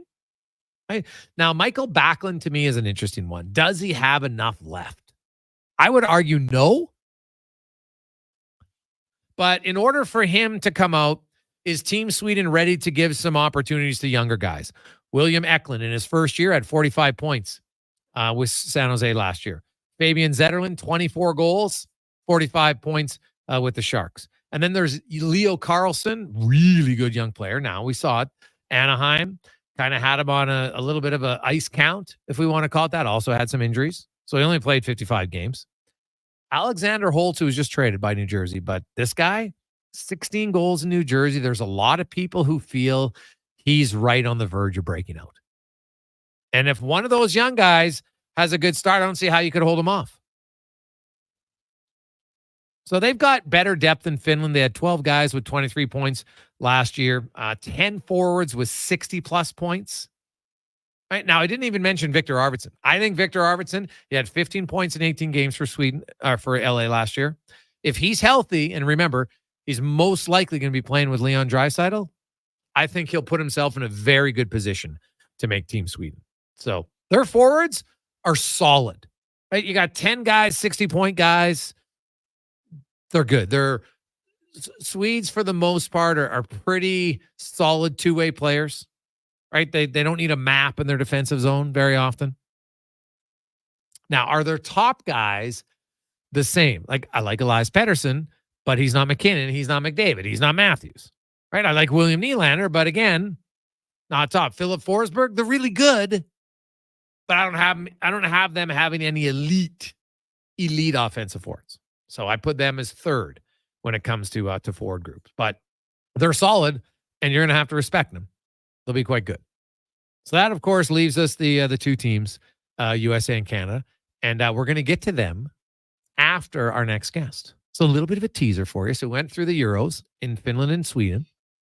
Is there anybody you felt I missed amongst the forward group for either team that you think, hey, this guy, I think he's going to make the team? Let us know. 833-401-1440. 833-401-1440. Again, you can go read it at OilersNation.com. Of course, Donovan had it up. If you're watching on YouTube and Twitter, you can see it as we're talking. The wonders of technology. It's great. So either way, you can follow along. If you're listening somewhere, you're driving, when you get home, go read the article, put a comment in the bottom, see what you think. I'm curious about those 2 teams. We'll get to USA and Canada. But first, we'll continue on our Around the NHL tour. We'll stop out east, a team that's been very good. But are they on the way down? We'll find out next on the Jason Gregor Show, presented by PlayAlberta.ca. Now, all sizes of premium roast coffee at McDonald's have a new low price starting at $1 plus tax for a small. It's great if you love great tasting coffee. $1 small premium roast coffee every single day. Must be McCafe. Plus tax at participating restaurants in Canada. Excludes delivery. Rule number 12, not spending the afternoon tubing on the Pembina. Next, you'll tell us you don't wear flannel. Summer in Alberta has its own set of rules. And if you're looking to add a little extra fun, Play Alberta has it all. Use promo code SUMMER to snag a $50 casino bonus for casino, instance, and live dealer with your next deposit. Get ready for promotions throughout the summer to help you make the most of those sunny Alberta days. Because we all know they don't last long enough. Bonus terms and conditions apply. CW Eves Troughing is busy. That's why they're looking for experienced troughers to run one of their trucks to get paid top rates. Contact CW Eves Troughing at 780-435-1492 or email info@cweves.com. My utility bills are going through the roof. How can I take advantage of the sun and put my lazy roof to work? Sounds like a job for the men and women of Action Electrical. Energy team reporting. When you're ready to make your home or business more efficient, Action Electrical has the power to install solar panel systems and EV chargers. Facing an electrical menace? Call on the men and women of Action. Operating throughout Alberta with supercharged skills and strong family values. ActionElectrical.net. Christensen Communities, the name in active adult living. Enjoy retirement living without compromise. At Christensen, we understand that each lifestyle is unique. We are committed to providing choice through optional dining, personal services, recreation programs, and care plans to suit your current and future needs. Enjoy maintenance-free living and build new friendships in a safe, independent community. Large suites with full kitchens and in-suite laundry, on-site amenities, and so much more. Find out more today about our communities across the province at cdlhomes.com. Hey, Elks fans! Jackpot! Touchdown! Get on the Elks party bus for every home game at On the Rocks for only $35. Included is a game ticket, round-trip transportation, and a prepaid Coors Light. Reserve your spot now at ontherocks.com. And OTR is your go-to for every Euro Cup game. With $5.25 Heineken. Their first major trophy. It's the ultimate football experience. Canadian or European. Only at On the Rocks. Jasper Ave and 118th. Hey, sports fans, we've got a clear choice for you. At Crystal Glass, we provide customers with the perfect glass for any job. From home to auto and even commercial, installation or repairs, we're your team. Call 310 Glass or visit crystalglass.ca. Crystal Glass. A premier hockey solution with a clear path for long-term development is proud to be entering its 8th season of independent borderless hockey, featuring provincial and cross-province competition with showcase style, regular season gameplay, and a strong commitment to individual skill development. It's an attractive option for those seeking family life balance. The Hockey Super League offers opportunities for both male and female athletes born between 2011 and 2016. Visit hockeysuperleague.com for more information. For over 65 years, Denim Ford has delivered the customer service and value that keeps Albertans moving. And nothing moves Albertans better than Canada's best-selling truck, the Ford F-150. Here now with rates as low as 0% or savings up to $17,000. That's the value you've come to expect from where cars always cost less. 0% or $17,000 off F-150s. Only at Denim Ford in Wetaskiwin or at denimford.ca. Diablo Boots has been open for business for 60 years, selling Canadian-made quality boots. Diablo has Canada West work, biker, and cowboy boots with fixable soles and heels. So why buy boots like Ariat, Justin, or Red Wing that are made in China? Get your money's worth with Diablo's Canada West tough, comfortable work boots. So save on boots by Save On Foods, 3340 Gateway Boulevard on the east side of Save On Foods. And does Diablo sell the best boots in town? You betcha. As much as she lied to me, she's keeping around away.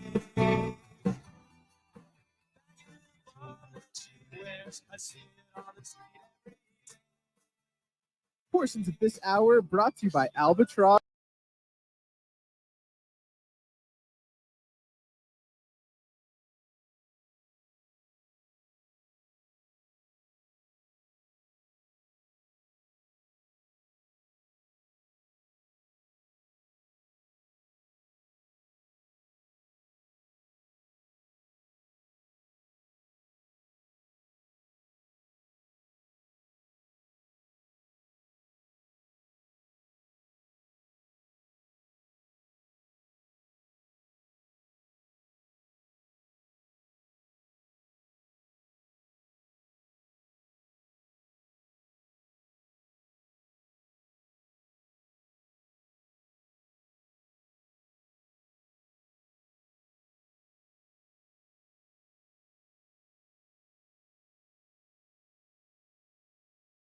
Text line 833-401-1440. Hey, Gregor, what about Landeskog? Is he a wild card for you? Oof. It's a good one, man. He's been out for 2 years. Yes, I think he would fall securely in the wild card spot. If he's playing well, then yeah, he's probably on Team Sweden. It's a good catch. Good catch. So Laine is kind of a wild card for Finland. Then Landeskog would be a big one, no question, for Team Sweden at the upcoming Four Nations Face-off. Let's go. Speaking of questions, there's a few now for the first time in a long time against arguably one of the most consistent regular season teams we've seen in the last 6 years in the NHL. as we go around the NHL, brought to you by McDonald's. And did you know that all sizes of their premium roast coffee have all been reduced in price? When do you hear that? What's going on right now at McDonald's?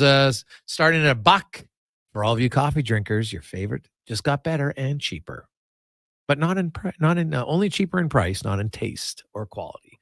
Check it out at McDonald's. As we go out to Carolina, the Hurricanes, a lot of offseason moves for the Hurricanes, as Corey Lavalette, longtime beat reporter for the Hurricanes, writes at The Athletic. Joins us, Corey. Welcome to the show. How you doing?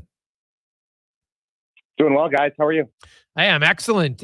This has been a unique offseason in Carolina, just because they've been really a picture of consistency. Always good, hard to play against, great analytics. Unfortunately, they haven't been able to go as deep as they would like come playoff time, but they've been really consistent. But they had a lot of offseason moves. Let's start on the back end in Brady Shea and Pesce gone. What do you make of the moves on their back end? I guess we even have to say Tony DeAngelo, but Walker and Gostisbehere are in, and you look at the two guys that come out. Are they different, better, worse? How do you rank their blue line? Well, I think it's hard to say that they didn't take a step back, right? I mean, Brady Shea has really blossomed into a great defenseman, and Brett Pesce's been such a, kind of stabilizing force defensively for them for so many years, that to lose those two guys who played, together as frequently as any pairing in the NHL. I mean, you look at the numbers, and there weren't many pairings in the league who played together more than they did. That's tough. I mean, I joked that a team that was smart that wanted to sign them, they probably should have signed both of them because, they're so, they fit so well together, both on and off the ice. But yeah, I mean, it's a step back. I mean, we'll see how Sean Walker fits in and what Rod Brindamore and Tim Gleason, who handles the defense, are going to do back there. Obviously, they've had an embarrassment of riches in recent years, and having Dmitry Orlov on your third pair for most of last year softens the blow a bit when you lose, two top four guys, because obviously he can step up and play a lot more minutes and significant minutes in defensive situations. The question then becomes is who does he pair with? He and Jalen Chatfield were fantastic together in a third pairing role. Can Chatfield play those kind of minutes against tougher competition? And I think what a lot of people don't realize about the Hurricanes is, while they had Jacob Slavin, usually it was Slavin and it was Pesce and Shea taking the hardest assignment every night. So you have Jacob Slavin there still, obviously, and that helps, but it's going to be a tougher assignment for Orlov and then whoever he pairs with, whether that's Jalen Chatfield or whether it's Sean Walker. So a lot of interesting stuff to see there. Shane Gostisbehere and Chatfield played well together, and Gostisbehere's post-the deadline, brief tour here. So, there's options. And then, the big thing is in a year, they've got Alexander Nikishin coming. So even if they take a step back this year, and Orlov has a year left on his deal, and so does Brent Burns, they've got, I think, what might be the best player not playing in North America right now, ready to step in. Okay. Corey Lavalette joined us. And I was getting Chatfield's the one player that I'm kind of interested in. Sometimes, they move out a guy, or in this case, they don't re-sign them because they think, hey, we just have to create an opportunity. Maybe he's ready.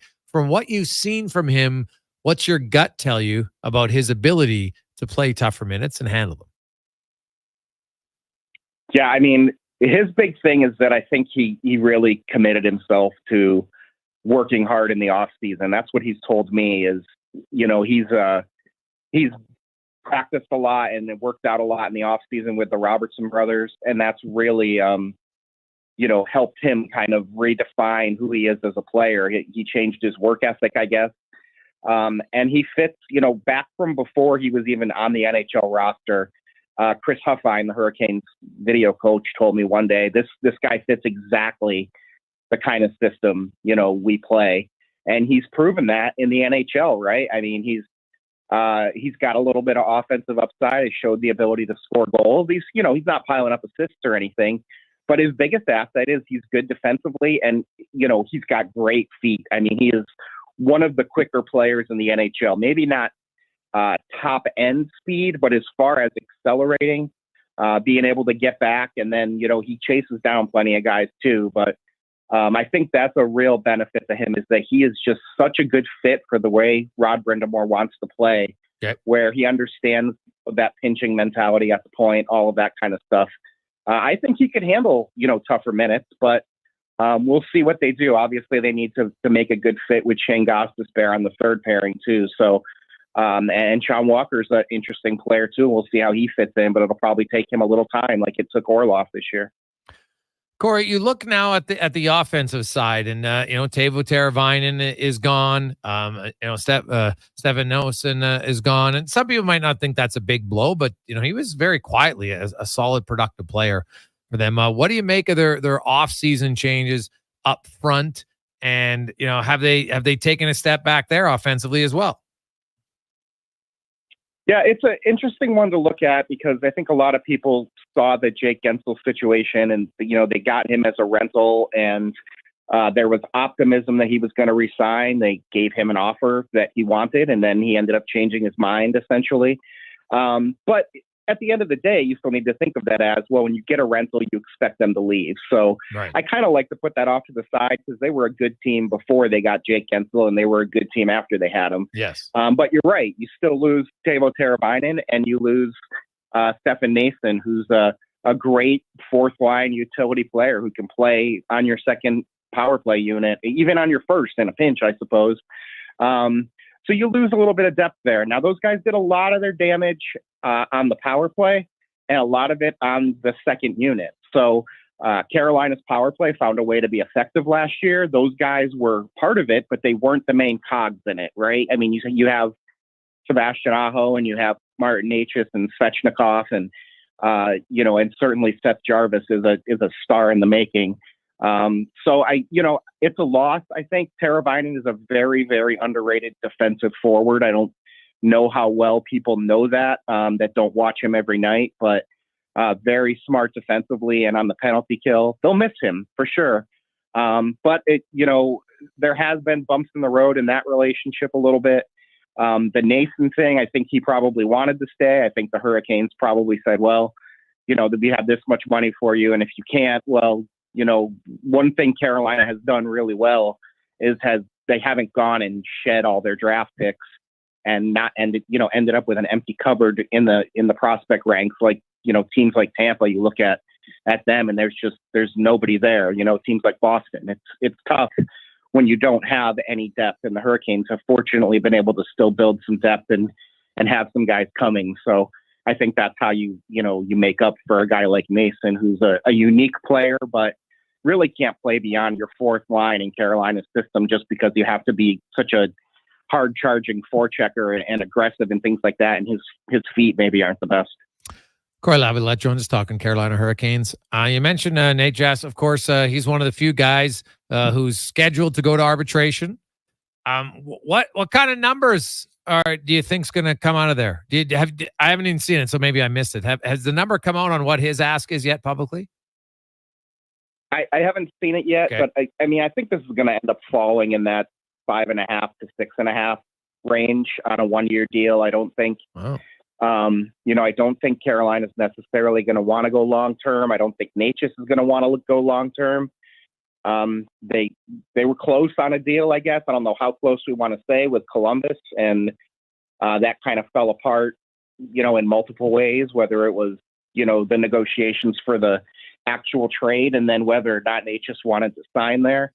So in a sense, Martin Necas has had to, make a decision. Do I want to go to Columbus, or do I want to stay in Carolina? And he kind of made his decision. So now, I guess we take another kick at the can here and see what he can do. I think the problem is he wants a bigger role. He might see a bigger role now. He wants to play center. I don't think that's going to happen.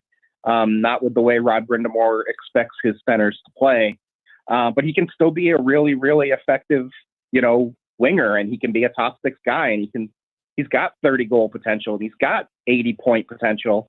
The question is, can he put it all together? Can he play in all situations? Can he's, one of the most interesting things about him to me is he's a guy that, to watch him skate with the puck, I wanted to see him go against Connor McDavid in the fastest skater, and then Svechnikov ended up going to that All-Star game and winning it a couple years ago, but not against McDavid, obviously. But he's so fast with the puck, and then to watch him back check and not close on guys, it can be frustrating.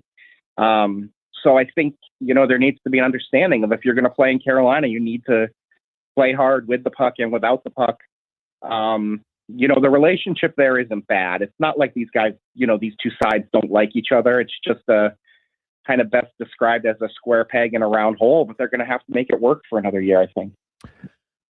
And then Seth Jarvis, he doesn't have arbitration rights. So, this is one of those few times where if a team wants to play hardball, they can. But, he had a breakout season last year, 33 goals, 67 points, really smart player. I think he's emerged as a real key part of that team. What do you think his number looks like? And is the organization, I would guess the organization's a lot more willing to go long-term with Jarvis than they are with Necas? I mean, I think they would love to get something done with with Jarvis. And I think both sides want that to happen. But I think Jarvis is probably doing the smart thing here and betting on himself. And if he can get, a 2-year deal that's, less money that helps the Hurricanes a little bit now, then he's going to get a huge payday down the road. I think they'd like to keep it under $8 million a year if it was a long-term deal. And I think he and his agent are probably saying, yeah, I've already got a 30-goal season under my belt. And you've spent the last, 18 months raving about how much I've grown and how good I am and how much better I can be. I don't think that's going to do it for me. So, I saw, pictures on Instagram of him. Sebastian Aho got married this past weekend, and a bunch of the players were there. And I guess Jarvis spent a week in Finland with all those guys. So he loves the organization. I think he's an honorary Finn, as all the Finnish guys have liked to say about him. And it's going to get done, whether it's short term or long term. The interesting thing will be is, can the Hurricanes do like they did with Svechnikov and get him tied down at a good number now, or are you going to have to bridge him and then you're going to have to pay him eventually? The kid's an amazing player. Like, really, he's everything you kind of wish had happened with Jeff Skinner. Jeff Skinner showed up, was a great scorer, and then never really learned how to do anything besides score. Seth Jarvis came here, was a great scorer, and then spent his second year learning how to play hockey at the NHL level.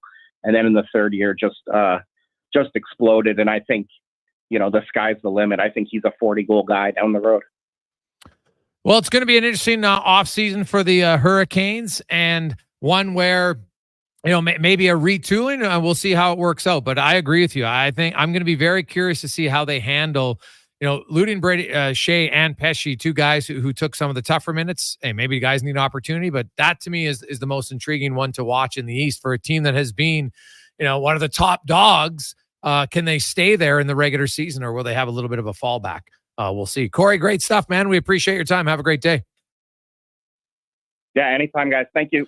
I bet you. There is Corey Lavalette, beat reporter for the Athletics. Hey, guys, any relation to Pete? No, they're not same last name, though. Good catch, but not related. If you remember way back in the early days of this show, Joey Harrington, Padraig Harrington, not related. It's one of our greatest. We had someone very passionate when we were on the night show, myself and Will Fraser, who was adamant that Joey and Padraig were siblings. And anybody who knows Padraig Harrington and Joey Harrington, I think you'd be quick to learn that no, they were not siblings. Never mind related. So it's always anytime people ask relation, that's always my favorite one. Oh God, that was funny. When we come back, we'll get back to the four nations face-off. We talked about Finland's forwards. We talked about Sweden's forwards. USA and Canada. Who do you rank better? And there's going to be some really good battles. See who makes that squad. We'll outline it next on the Gregor Show, presented by PlayAlberta.ca.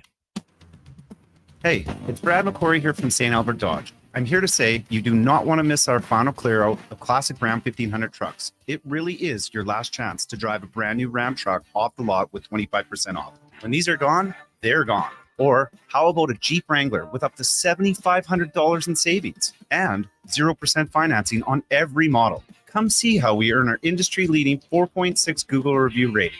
You're going to love how easy it is to do business at St. Albert Dodge.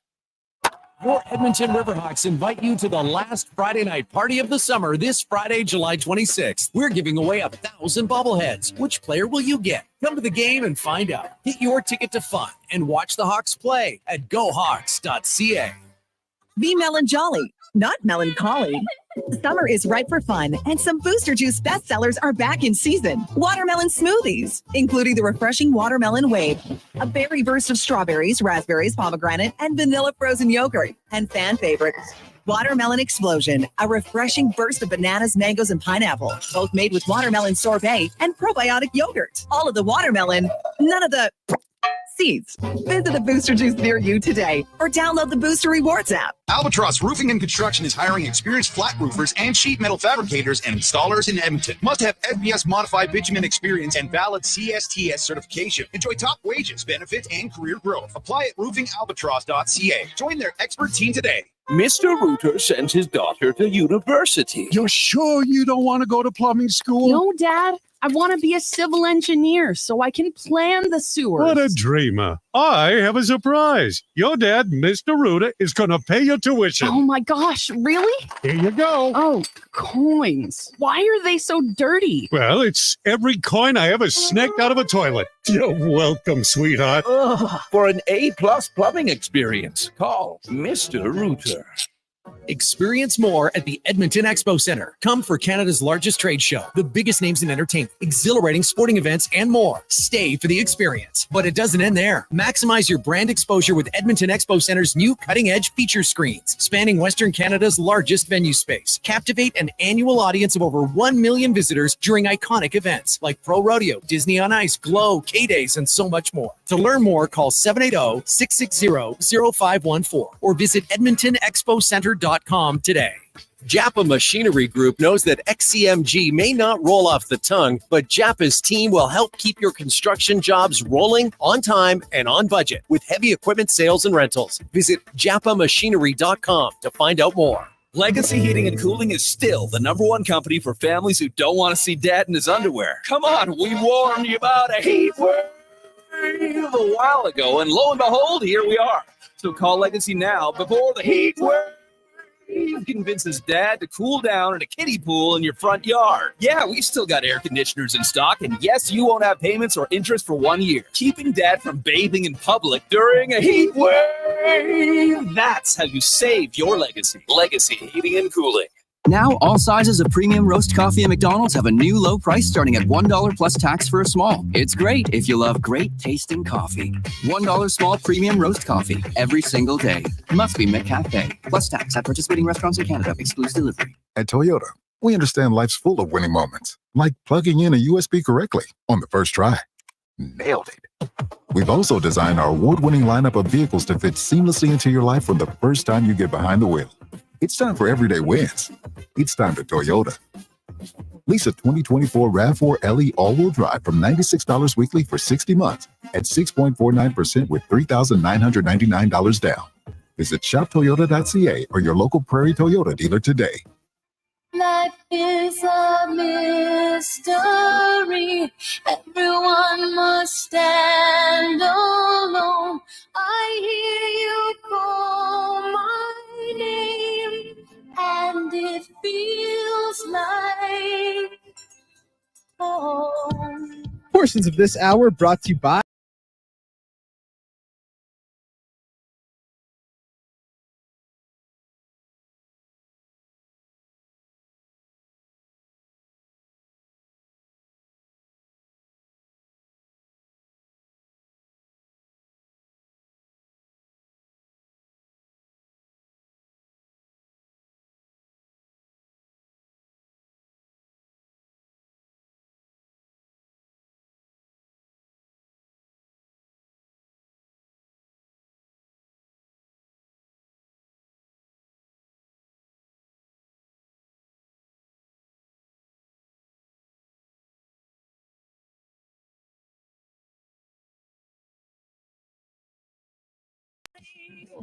A little old school Madonna. Nice. Like it. And back in the day, Madonna, world class artist and showwoman. She was quite good. Quite good. Still in great shape, by the way. Probably works out harder than 99% of us. Trains like she's a professional athlete. Good for her. Welcome back to the Gregor Show. Sports 1440, Oilers Nation, YouTube and Facebook. We're going to get to the oil report with a twist. The oil report brought to you by Volvo Cars, Edmonton.com. Of course, stop in at Canada's #1 Volvo dealership right now, and you can get a free 10-year or 1 million kilometer warranty with all demo vehicles, or you can save $7,000 off of any new 2024 XC60 recharge plug-in models right now at Volvo Cars, Edmonton.com.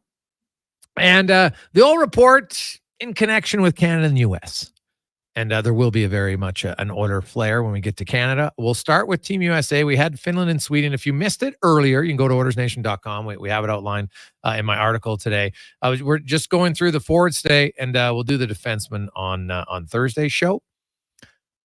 The forward groups, Finland, I thought had the worst. And they're not bad, but I'm just saying in this tournament, I think they have the least top-to-bottom talent. Sweden, I had ranked third. Now, Canada-U.S. is pretty close. So here's for the U.S. First of all, Tkachuk, Matthews, and Eichel, those guys are locked in. They're on the original 6. Now, if one of them gets injured, obviously you can take them off. But those 3 are already being announced to the team. I have Jason Robertson, Clayton Keller as top line right wingers. You've got Jake Gensel. I have JT Miller as the third line center. I think Jack Hughes is going to play the wing. And when you've got Matthews, Eichel, and Miller, and then either Vincent Trocheck, who's maybe the best faceoff guy in the league, I think Jack Hughes is probably going to play the wing. And it might benefit him in this tournament. Then you throw in Kyle Connor. Like Kyle Connor, this guy is like Mr. 35 goals in his sleep. You got Tkachuk, Gensel, Hughes, Connor. That's pretty good left wing. Doesn't even include Brady Tkachuk. Right? Then you got Brock Besser, Dylan Larkin. Like Johnny Gaudreau, I didn't even have him in the top 15 right now because he only had 12 goals last year, but he could easily bounce back. Right? He's pretty skilled.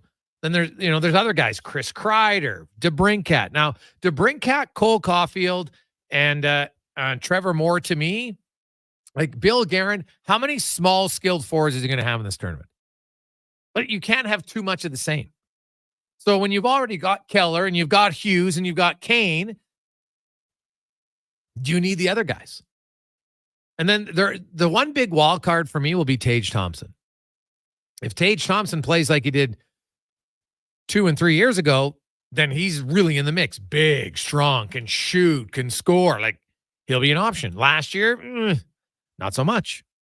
Right? Matt Boldy's another guy. So they got a lot of depth for the U.S.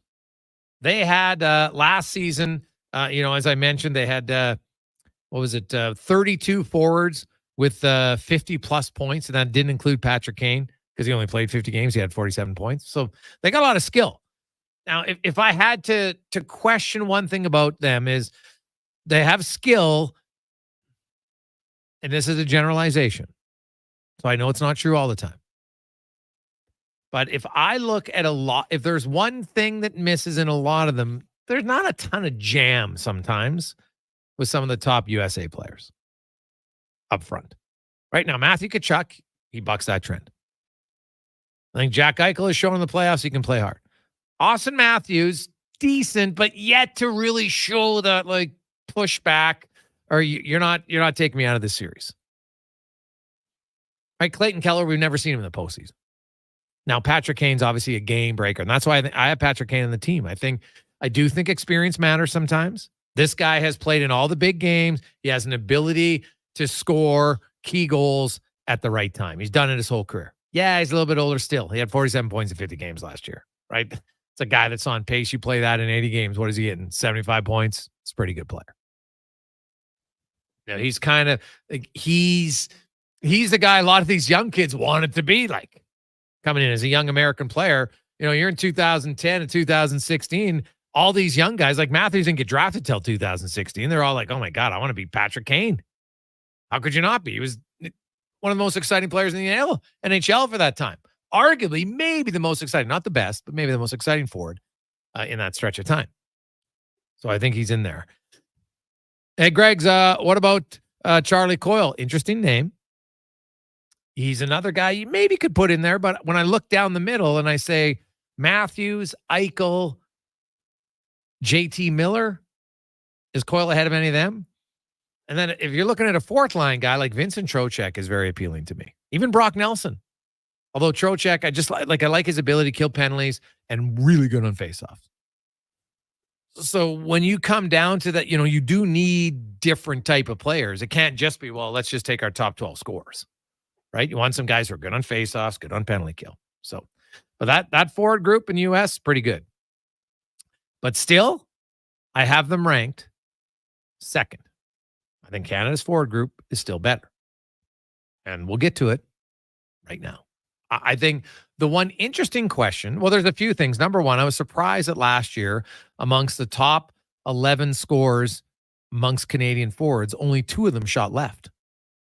McDavid and Crosby. You got Braden Point. You got Nathan McKinnon. You got Sam Reinhart. You got Zach Hyman. Go down the list of other guys. Right? Stamkos, Barzell. Lots of righties now who can produce, which is great. So there's a little bit of a question, who's going to be the left winger to play with McDavid? I have Zach Hyman, continuity's sake, and a 50-goal score. Right, Zach Hyman, and it's not just 50-goal score. He's been a pretty consistent scorer coming to Edmonton, improving his numbers every year. Right, 36, 43, 54, like that's pretty good progression.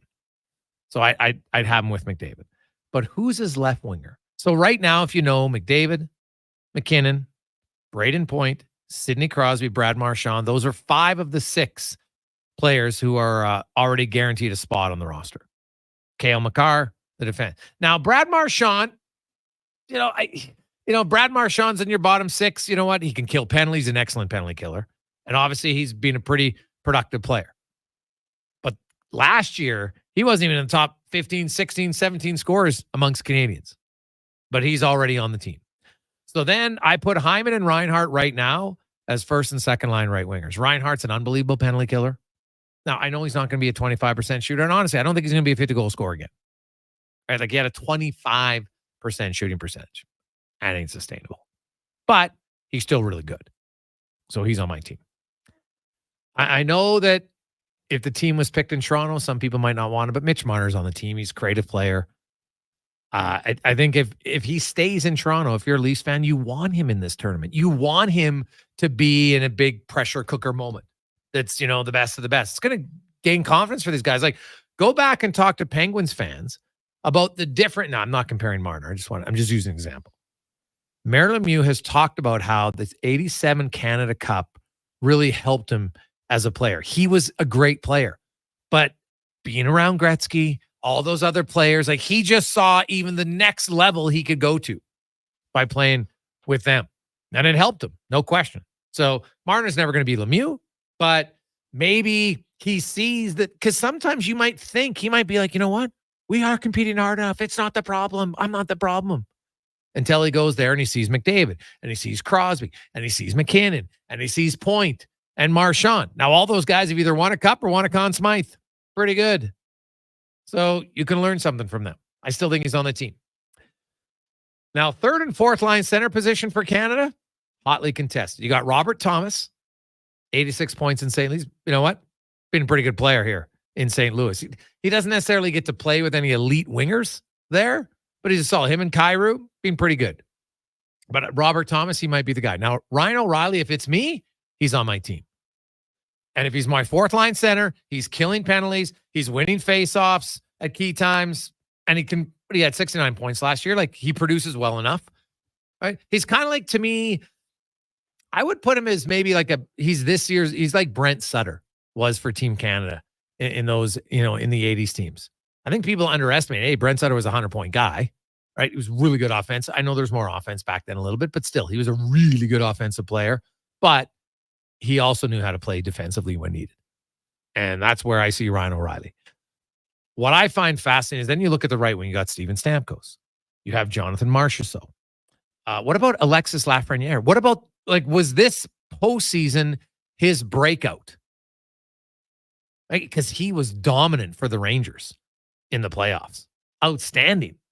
And if he's that guy in the regular season, lock it in, he's in on your team. And I'd probably lock him in as a top 9 forward on my team. Then there's a few other guys. Brandon Hagel. Brandon Hagel was tied with Nazem Kadri for the third most points by a left shooting Canadian forward last year. Only Crosby and McDavid, had more.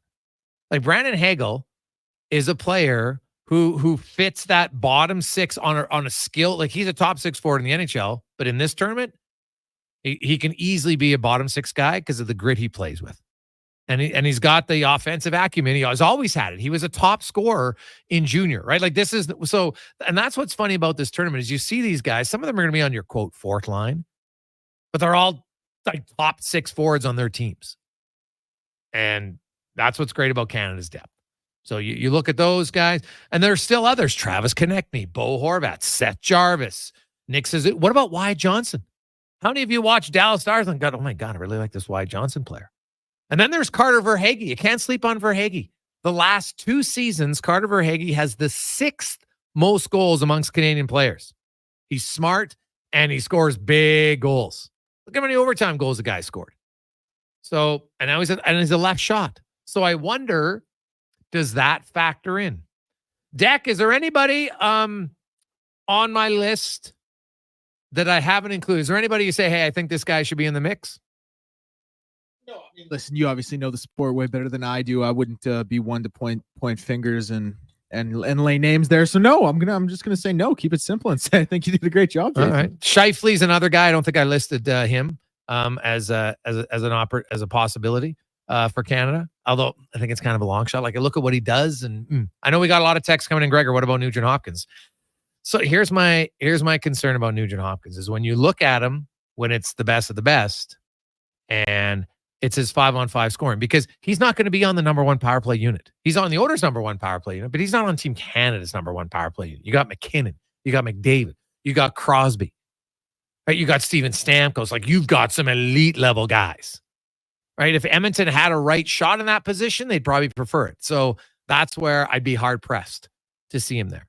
And his 5-on-5 scoring isn't as good as the others. Now, the big wild card, of course, is Connor Bedard. Now, I didn't include him because to make this team, he's going to really have to step up. And that's not a bad thing. Remember, Sidney Crosby did not make the 2006 Olympic team. Sidney Crosby, a really good player. He had a 100-point season. Right? Didn't make it.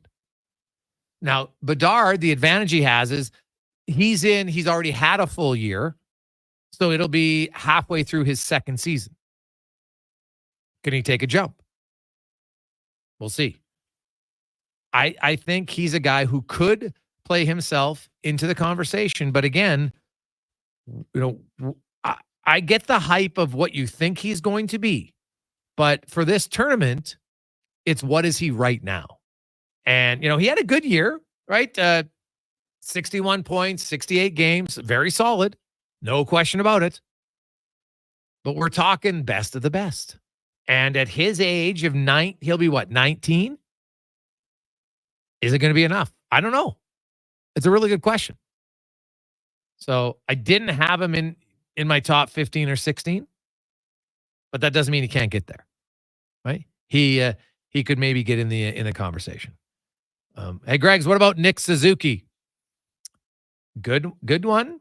I look at Nick Suzuki and I say, okay, where's he going to play? Because I did have him listed amongst other guys who had scored 30 goals last year. He was one of them with Kyrou and Seth Jarvis and Bo Horvat and Travis Konechny.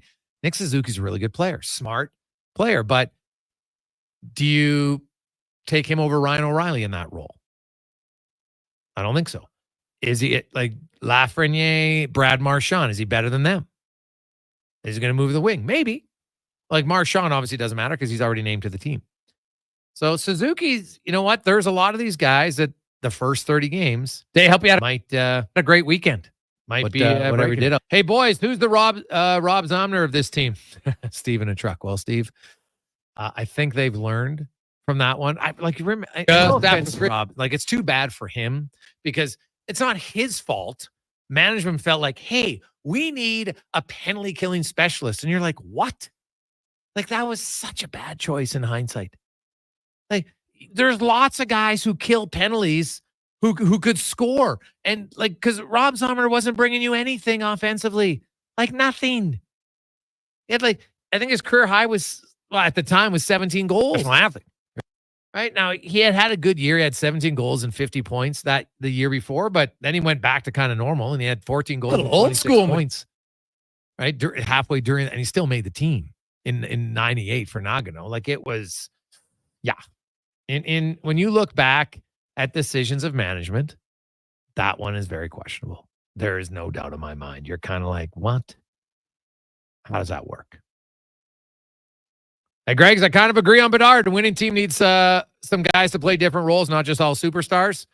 He can only make the team who's in your top 6. I think that's probably fair. But that's really hard to make.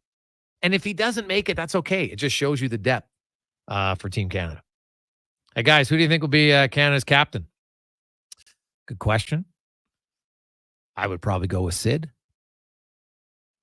They're gonna. Now, you could make a really strong argument that Sid might say, "What do you mean? We got the guy who just won the Conn Smythe, who just broke one of Gretzky's playoff records. He could probably be the captain." So, if it was me, I would name Connor McDavid. But then I have Crosby as an associate captain. But I would have McDavid as a captain today. He's clearly the best player. I think he's shown you he can play through pain. He's improved as a two-way player, no question. So, but I also understand. Like, do you think McDavid's going to be upset if Crosby's a captain? I don't think anyone's going to care. Like, let's be real here. If they come in and say, "Hey, we named Sidney Crosby captain," then McDavid's going to be associate captain or vice versa. Right? Like, I think McKinnon, Crosby, McDavid are probably going to be your letter guys. And who has it? I don't really think it matters. So maybe you give it to Sid because of seniority. Totally fine. You give it to McDavid because right now he's the best player. Totally fine. It's one, to be honest, it's a good question. I haven't really put much thought in it because I don't think it's going to matter much. Right? Gretzky was the captain, I think, in 87. Lemieux played pretty well. I'm more curious to see, does Crosby play with McKinnon or McDavid? I kind of have him with McKinnon to start. And maybe that's just, a little bit of the East Coaster buddies, the Tim Hortons guys together. But I don't know, just they skate together more. So I don't know. Like McKinnon and McDavid, though, God, could you see them on the same line? Like, I just want to see it a bit. Selfishly, that's what I would want. Because I think that would be like, you got both of them are thoroughbreds, but in different ways. Right? Like McKinnon is just so powerful, and then McKinnon is just symphony on ice. Like, it would be amazing to watch those two together. I'd love to see it on the same line at times. It's kind of like Gretzky Lemieux. Why wouldn't you want to do it? I'd like it. Quick break. Let's get to Declan Kruger and a Sports 1440 update brought to you by Booster Juice. The ultimate summertime smoothies are back. You can dive into a wave of refreshment with their Watermelon Wave. Download the Boosters Reward app today and order one only at Booster Juice. This is the Sports 1440 update.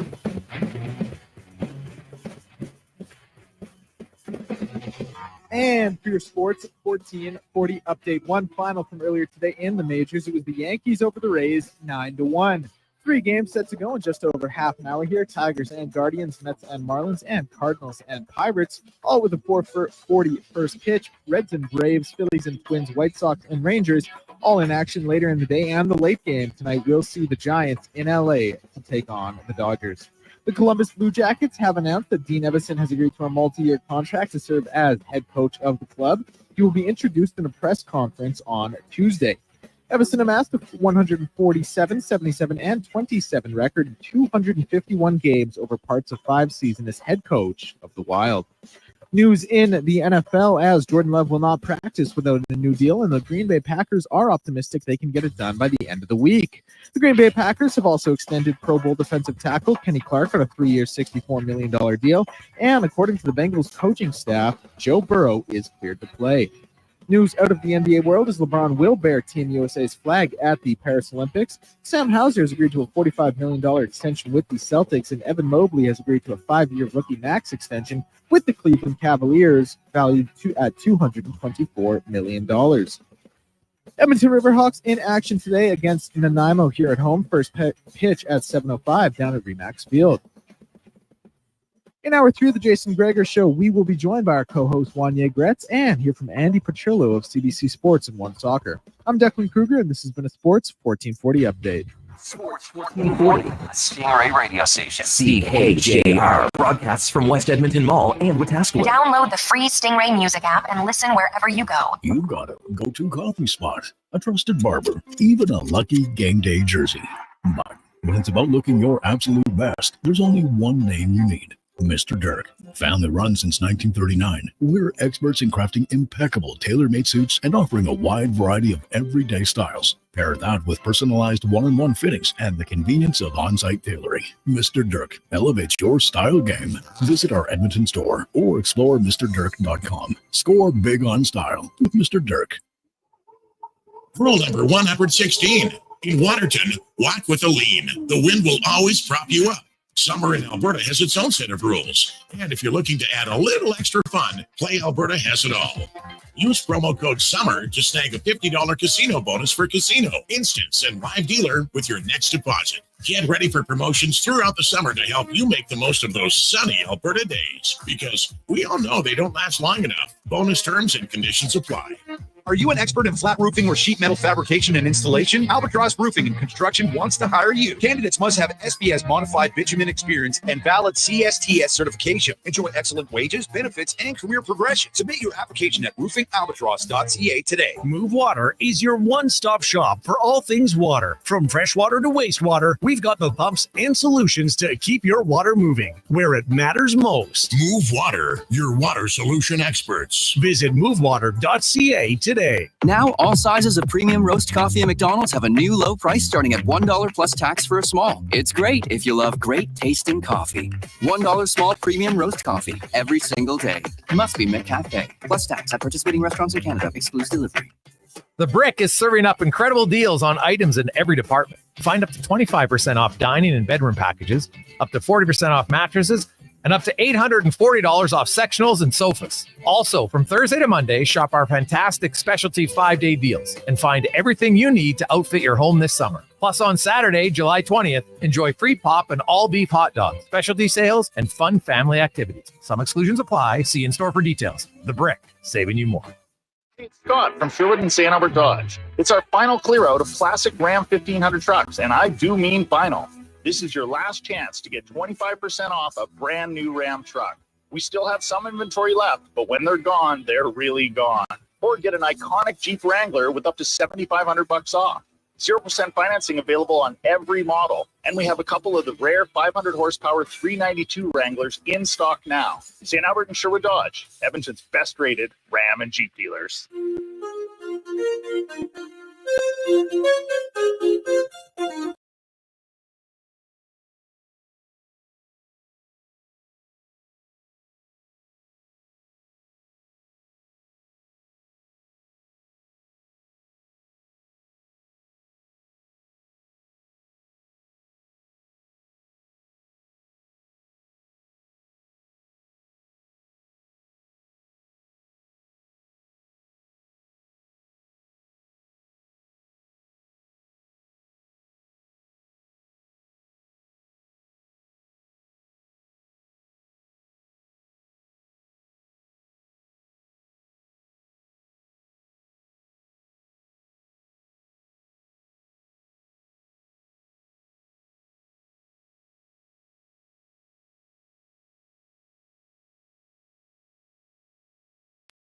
Declan Kruger with you on Sports 1440, Oilers Nation YouTube and Facebook. You can always get involved. You can text us 833-401-1440 in the inbox. Your Power Play partner with a new website that puts the power in your hands with 24/7 ordering and shipping right within Edmonton and across Alberta. Score an account today at ewell.ca. Of course, text line, pretty humming today. I like it. Lots of good questions. 833-401-1440. We welcome to the show from Oilers Nation, one of the founders of Oilers Nation. Do you call yourself like the OG? Yeah, it really Wanye Gretz? gets you a lot of street cred in this city when you say it to people. No, I don't. Huh. No, I say, oh, I work for the tax department because all I do for a living is pay taxes, it seems these days. And then there's no follow-up questions about job, and then I move through life. Oh, okay. Yeah. All right. Oh, good deflection. I like it. Hey, guys, do you think Bouchard will make the team? It's a good question, Klaus from Beaumont. If you look at the right side defense, Cale Makar, well, he's already on the team. So that means there's 2 spots left. And there's Bouchard. There's Noah Dobson. There's Alex Pietrangelo. Drew Doughty. I think those, if I had to rank the other Canadian defensemen, that's who I would rank on the at the top for the right side.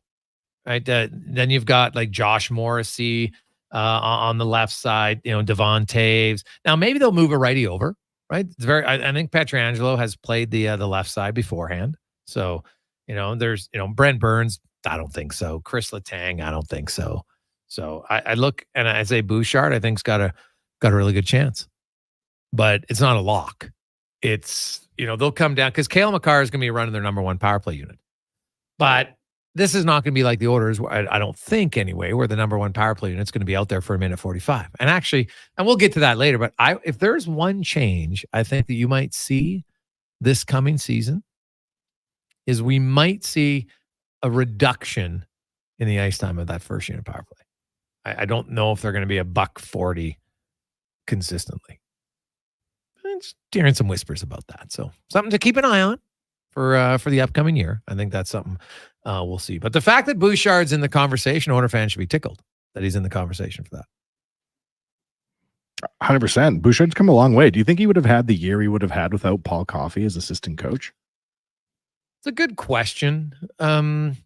I think if you looked at his stats last year, he was trending in this direction. His playoff performance, obviously, he took it to a whole new level, and we'll see if that's going to be really hard for anybody to recapture to do it again. But could I see Bouchard as an 80-point player again? I don't think that's unrealistic at all, especially when you look at because his power play numbers. I know everybody's like, oh, the power play. His power play was good, but he also was I think tied for second in even strength points for defensemen, right? Like only Josh Morrissey had more. Him and Makar, I think each had 47. Then Makar had a few more power play points than Bouchard because, yeah, he's on the power play. And sure, he'll get some second assists and people say, oh, yeah, it's easy. And to a point, there's a little bit of truth to it. Not nearly as much as some people will say. Because if you're really good at moving the line and getting shots through and making accurate passes, just because it's a second assist doesn't mean it's not difficult. It doesn't take a high level of skill. It's like people say, well, look at Barry's second assist. I'm like, oh yeah, the same people don't say, look at Bouchard's second assist now. Like, just say you don't like a player. Don't come up with some lame argument that it's like, no, second assists don't matter. Like, since when? I don't know where that's come from. To me, I kind of find it ridiculous, but Coffey probably helped in some regard for sure. But haven't had a conversation with Paul Coffey. He's like, I know, when a lot of the players like, hey, so, what do you want me to, what should I do in the summer? And Paul's like, man, I can't tell you, like obviously come in shape. And he's very simply like, do things that are going to make you better, right? Your game. We've talked about what your strengths are, right? Keep those up and then try to elevate your weaknesses, right? But it's not like there's a blueprint. And Paul told me, he says like, he goes, and this is from his words, not me, but he says, hey, as the coach, one of your biggest jobs is these guys from the NHL. They're good players. So it's to find ways that you never want to, and I really liked what he said was you don't want to get where you pigeonhole a player and say they're only this. Because the minute you do that at any level, and I even see it sometimes, and even as a coach myself in U11, right? I was just like, hey, this guy's a better passer. Say, no, let's work on the kid who isn't a good passer or as good to get him better at it. Now, everybody has strengths. Some kids are naturally more aggressive than others, right? Some are better passers. Some are better shooters. So, you want them to hold, like Zach Hyman says, I work on the things that I do best. Like Zach Hyman doesn't practice a ton carrying the puck through the neutral zone because that's what he doesn't do, right? Like he works on how do I get better instead of 5 feet from the net. Now how better am I from 15 feet out, right? Like work within your element. But you don't want to just pinpoint guys and say they can't do it. So I think in Bouchard's case, Paul Coffey probably just, anything he said, if you're Evan Bouchard, you're like, I'm listening to Paul Coffey. Like, oh my God, like this guy knows what he's talking about. Like, not that you wouldn't listen to Dave Manson, but I'm sure sometimes it comes across different. Now, if what he said didn't make sense, it wouldn't matter that he's a Hall of Famer. Do you think the Paul Coffey's though hitting them with $1 million worth of game from time to time? Like advice where he's like, oh.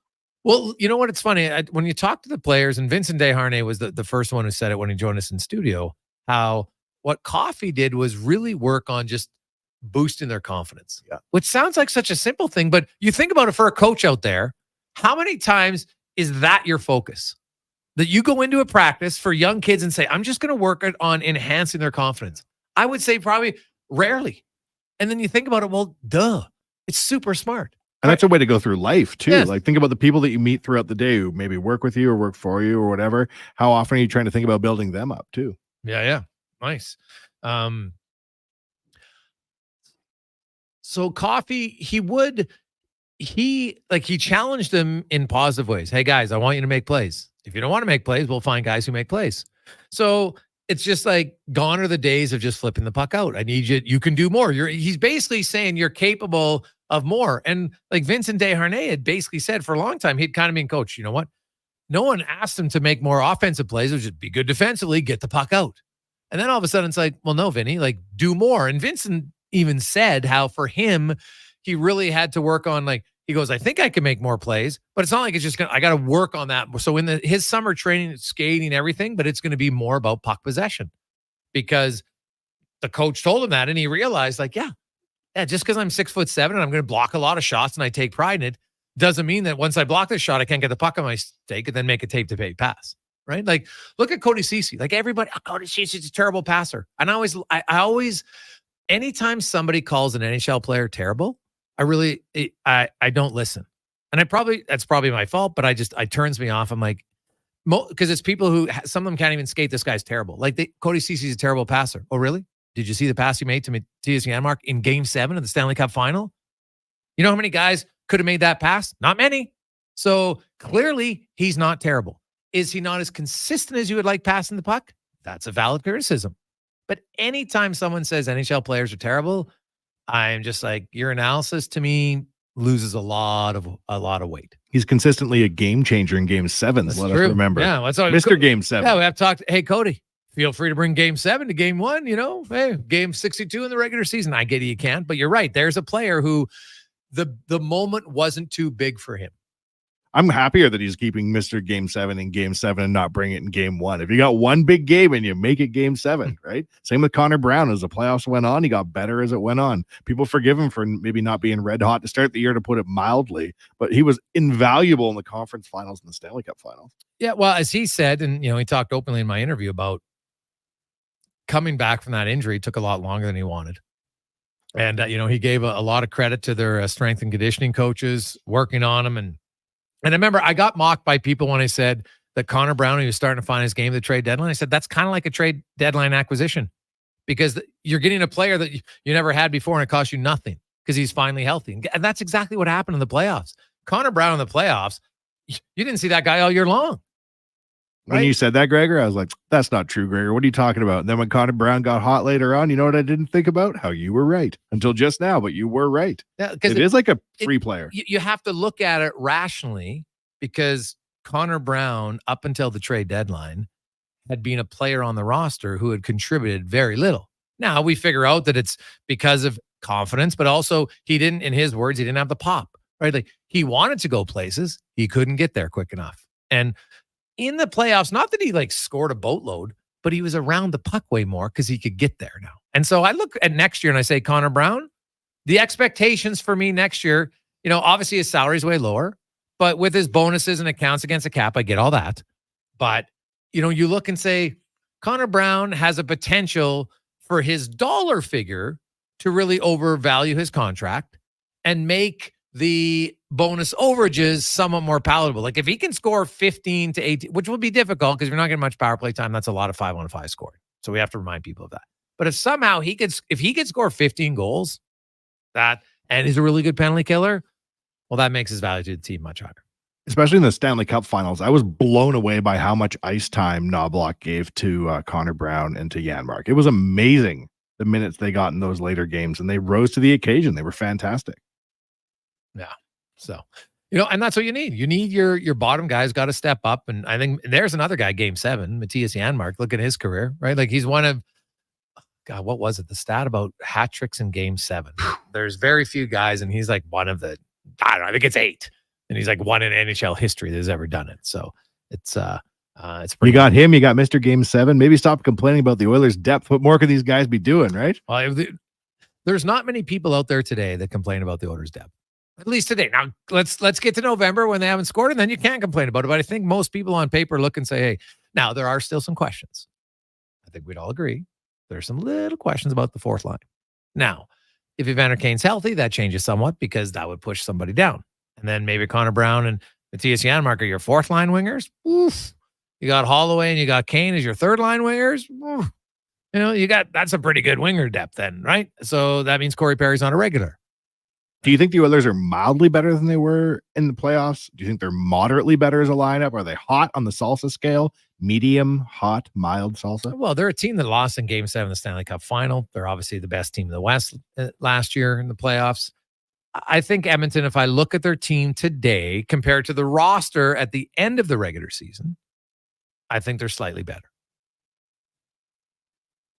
Because you've added Skinner and Arvidsson and you've taken out McLeod and Fogle. And I think the skill set is there. Now, you lose some speed at the third line center position, no question. And so that's why I think, to me, Henrique's not going to have McLeod's speed, but McLeod doesn't have Henrique's finish. To me, the how they will fill the speed void of McLeod is upping the speed of their fourth line center. And that's where I think Derek Ryan's going to be in a real good competition for his job as a regular fourth line center for the team this year. Do you know what's slightly better than not winning Game 7 of the Stanley Cup Finals is, Gregor? Do you know what's slightly better than that is? Yeah, that's all you got to be is 2 goals better. Checkmate. Mm-hmm. Cup winner, 2025. 424. When we return, our final hit for a few weeks with our next guest. Ooh, is there some spicy conversations to have next on the Gregor Show, presented by PlayAlberta.ca. Legacy Heating and Cooling is still the #1 company for families who don't want to see dad in his underwear. Come on, we warned you about a heat wave a while ago, and lo and behold, here we are. So call Legacy now before the heat wave convinces dad to cool down in a kiddie pool in your front yard. Yeah, we've still got air conditioners in stock, and yes, you won't have payments or interest for 1 year. Keeping dad from bathing in public during a heat wave. That's how you save your legacy. Legacy Heating and Cooling. The job isn't done until the last load is hauled, and having a semi-trailer out of commission is not an option. Whether replacing or adding to your convoy, Edmonton Trailer has a huge inventory of new and used semi-trailers, trusted by the gravel, logging, oil field, fluids, and freight industries. Find a trailer right for you online or at one of their 3 locations. For sales, service, parts, rental, and finance, when you're in it for the long haul, Edmonton Trailer. Christensen Communities, the name in active adult living. Enjoy retirement living without compromise. At Christensen, we understand that each lifestyle is unique. We are committed to providing choice through optional dining, personal services, recreation programs, and care plans to suit your current and future needs. Enjoy maintenance-free living and build new friendships in a safe, independent community. Large suites with full kitchens and in-suite laundry, on-site amenities, and so much more. Find out more today about our communities across the province at cdlhomes.com. The Brick is serving up incredible deals on items in every department. Find up to 25% off dining and bedroom packages, up to 40% off mattresses, and up to $840 off sectionals and sofas. Also, from Thursday to Monday, shop our fantastic specialty 5-day deals and find everything you need to outfit your home this summer. Plus, on Saturday, July 20th, enjoy free pop and all beef hot dogs, specialty sales, and fun family activities. Some exclusions apply. See in-store for details. The Brick, saving you more.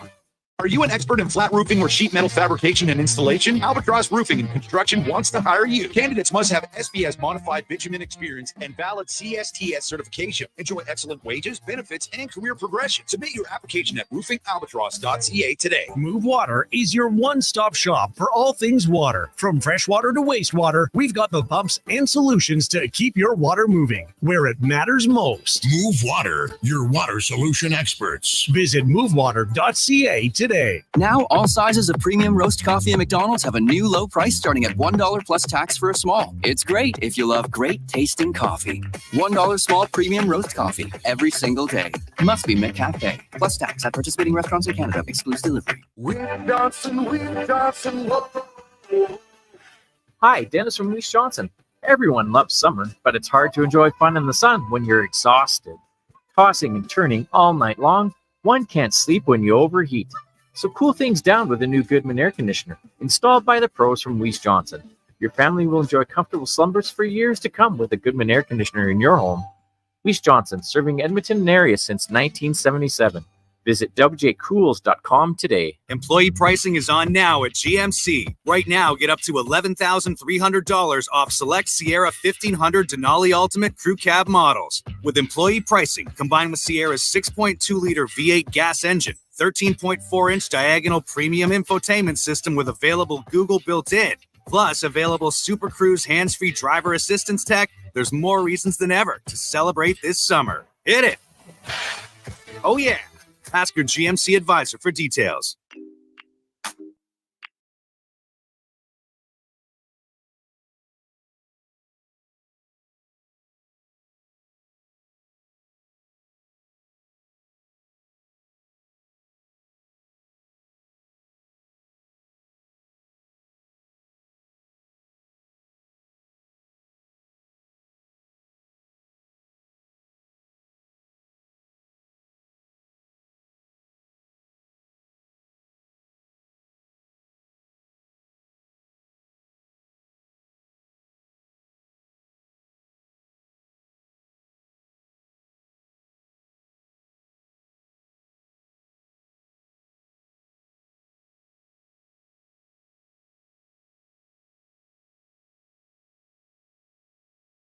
On a hot Monday afternoon, which seems to be par for the course right now. It is hot everywhere. So it would be nice to get a little rain here sooner than later.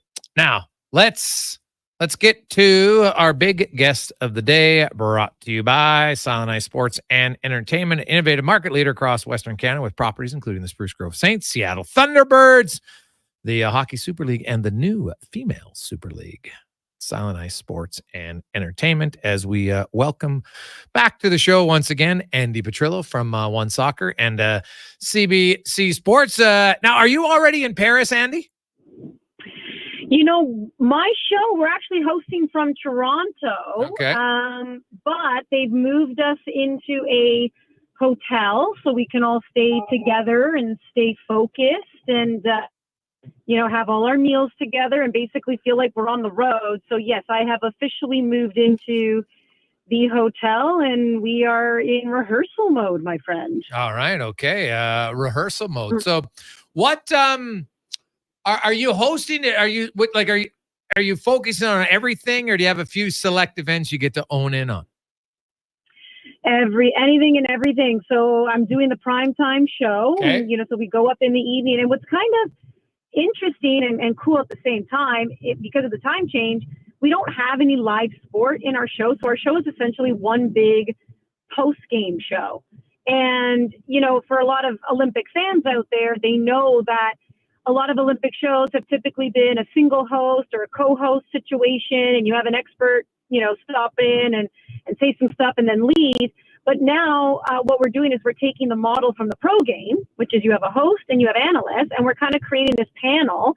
So I have a panel of some great Olympians with me, and we're going to be talking about anything and everything that was a story for that day. And we actually get to analyze it and debate it down. So yeah, I'm pretty excited about it. Okay. Now let's get to some soccer.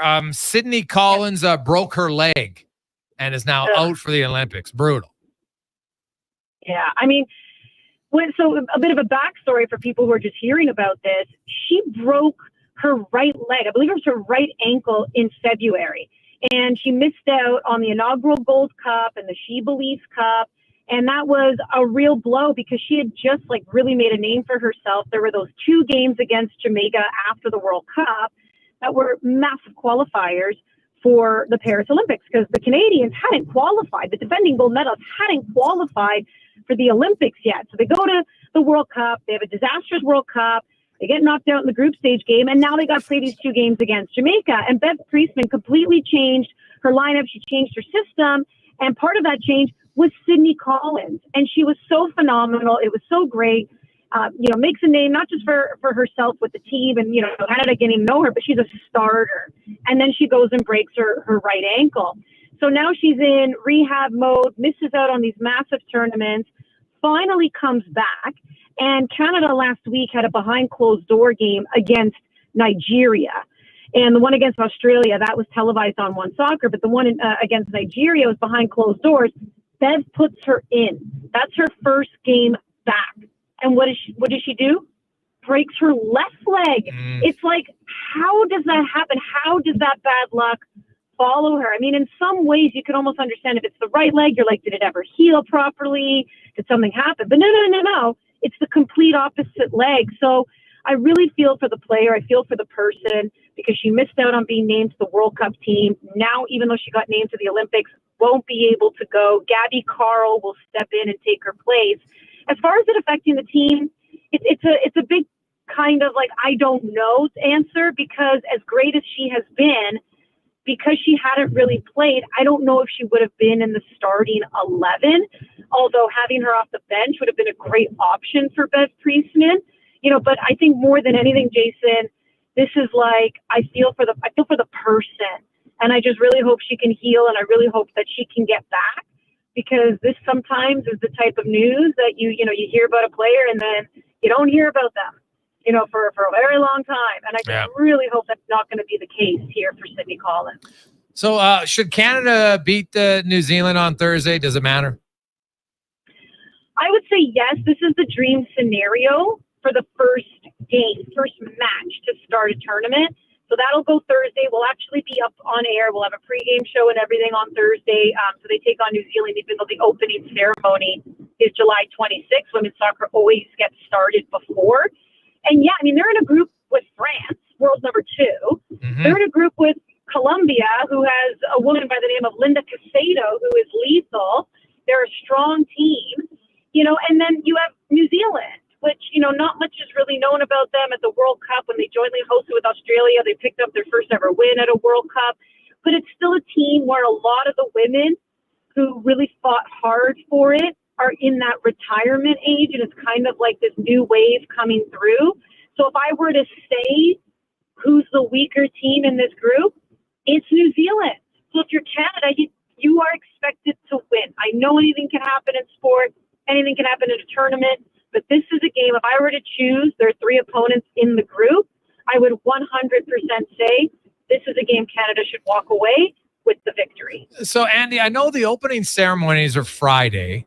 Is there any other sport other than soccer that's starting before the opening ceremonies? Yeah, there's some other sports that have preliminaries and qualifiers, but soccer's the main one where they actually have group stage games that matter heading into the tournament. It's just the only way they can fit it in to such a short period of time, right? Yeah, and that makes sense, right? So it is, we always say the Olympics are starting on the 26th, but we probably should clarify that and say they're actually the 25th because of the soccer prelims. Now, I want to switch over to Alphonso Davies, Bayern Munich. Their president comes out and he kind of, talks about him renewing the contract, kind of takes a shot at his agency in the process. What do you make of this? Is this getting ugly, or is this just kind of the typical drama of public negotiations? A bit of both. I think this is just drama that is to be expected. But I am kind of, and I said this before, I'm on record saying this on your show, that I am a little concerned here about how this will affect Alphonso more than anything. Because, this is, I do believe his agent jumped the gun by going public and saying that they have reached a verbal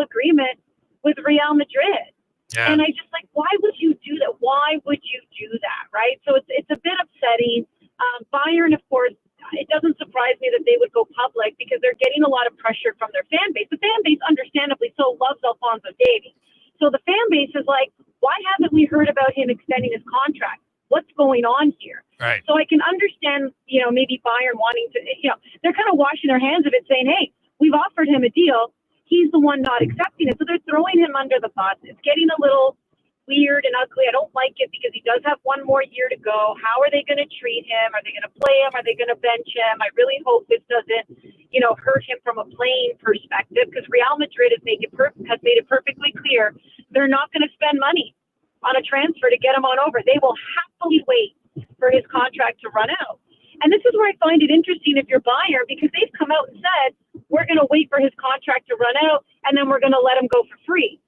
Excuse me, that doesn't hurt the player. That hurts the team. You're getting nothing in return for a world-class left back. So I don't quite know what Uli was trying to prove by saying that publicly. And then, as far as taking the shot at the agent, they're in negotiations with a couple other Bayern Munich players.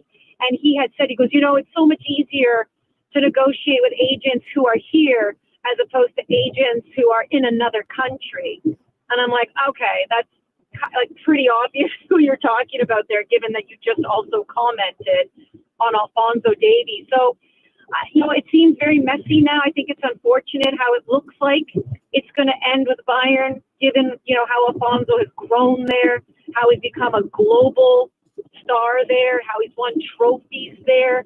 I just hate when things end ugly, but unfortunately, oftentimes that's how it works in the world of sport, when a place loves you so much that when you leave them, how quickly that love can turn to hate. But it's so unfortunate, right? Yeah, no, 100%.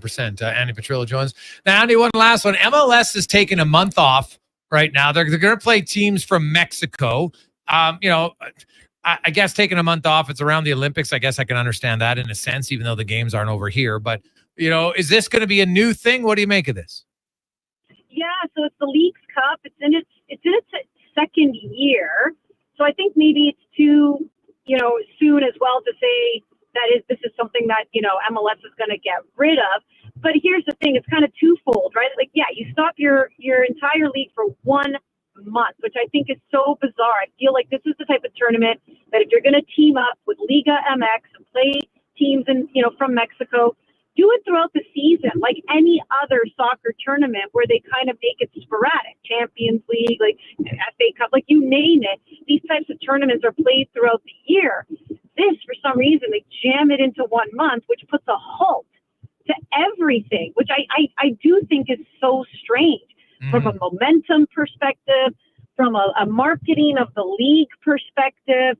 But I guess what MLS would counter with is because they have such a huge Mexican population, the ratings in the United States, the attendance in the United States were very favorable last year. That was MLS's response, but not in Canada. Right. Like they were abysmal, right? Nobody watched in Canada. TFC Vancouver, CF Montreal became even though they're playing in the tournament, they didn't do well. It was a little out of sight, out of mind. So it's just, but does MLS care about the 3 Canadian teams? Not really. Yeah. So it's just, I just find it bizarre because you're right. We all hear Gary Bettman, who loses his mind over having to shut, the NHL for 2 weeks, losing these players to Olympics. Meanwhile, you have a league willing to shut down for a month. I just don't understand it. It is very bizarre to me. Well, Andi, enjoy it. Who's your pick for women's soccer? Who's winning the gold? Is Canada defending? What's happening here? Canada knows how to do it at the Olympics. I'm never going to count them out. And I do think, if I were to say, are they going to medal for the 4th straight Olympics? I'd be like, yeah, I think they can do that. As far as gold, I don't know how you don't go with Spain, the reigning world champions. There has been little to no turnover on that team. They are so dynamic. They are, the women who also play in Spain in their domestic league. When it came to UEFA Champions League, again, it was a Spanish side who took the title. So, yeah, heart will say Canada's in the mix. But when I go by recent results, I got to say Spain is the favorite. Yeah, hard to argue with that. Andi, great stuff. We'll talk to you in a few weeks. All right. Have a good one. That's Andi Petrillo joining us from One Soccer and CBC. So we got to get your whatever's wrong over there. We got to get Troy, our engineer, to fix it. So Wanye can't hear anything. That's why he wasn't asking me any questions. So we'll get that fixed. But it is funny. I know the leagues are very different rules, and we know about the transfer, but that looks like maybe the agent to take it public. I don't know if it was Bayern Munich didn't want to do it. So they're like, oh, if we go public, then we'll get what we want. But now all of a sudden Real Madrid's like, well, we're not paying anything, which I probably don't believe. Just like Bayern Munich says, well, we'll just let it play out and then lose them for nothing. Well, that doesn't make sense either. So I think it's a little bit of game of cat and mouse, but it might have worked better behind closed doors. We'll see. Because trust me, in pro soccer over there, some teams, they got so much money, they don't care. They're like, oh, Alfonso, we'll screw you over. We'll barely play you, right? Which wouldn't be good. So that'll be something to watch for if you're a big footy fan. We'll come back with 5 questions and more on the Gregor Show, presented by PlayAlberta.ca. Now, all sizes of premium roast coffee at McDonald's have a new low price starting at $1 plus tax for a small. It's great if you love great tasting coffee. $1 small premium roast coffee every single day. Must be McCafe. Plus tax at participating restaurants in Canada. Excludes delivery. Rule number 37. Elk Island mosquitoes don't believe in personal space. Keep bug spray ready at all times. Summer in Alberta has its own set of rules. And if you're looking to add a little extra fun, Play Alberta has it all. Use promo code SUMMER to snag a $50 casino bonus for casino, instance, and live dealer with your next deposit. Get ready for promotions throughout the summer to help you make the most of those sunny Alberta days. Because we all know they don't last long enough. Bonus terms and conditions apply.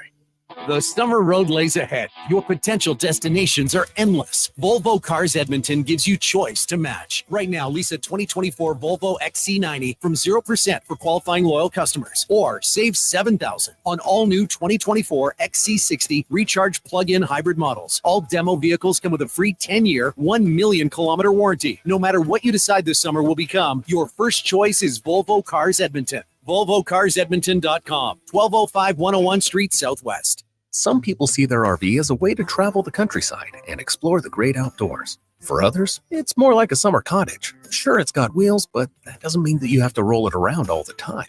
And I know someone who uses his RV exactly like this. It's Rick Showers from No Bull RV. Hey Rick, when was the last time you hooked up your trailer and took it somewhere? Been years, Bob. You just leave it in one place? Well, you have to see our campsite. It's near Seba Beach. There's lots of privacy. It's a heavily wooded area, but very close to the lake, with full water and electrical hookup. So my wife, Deanna, and I enjoy cottage life with all its beauty and all the comforts of home. And the RV you use as a cottage, did you buy it new? Bob, what are you, nuts? I can happily find you an RV as nice as mine. Got dozens of them on the lot right now. And Deanna and I are living proof that you don't have to pay new RV prices to live the dream. And that's No Bull. NobleRV.ca.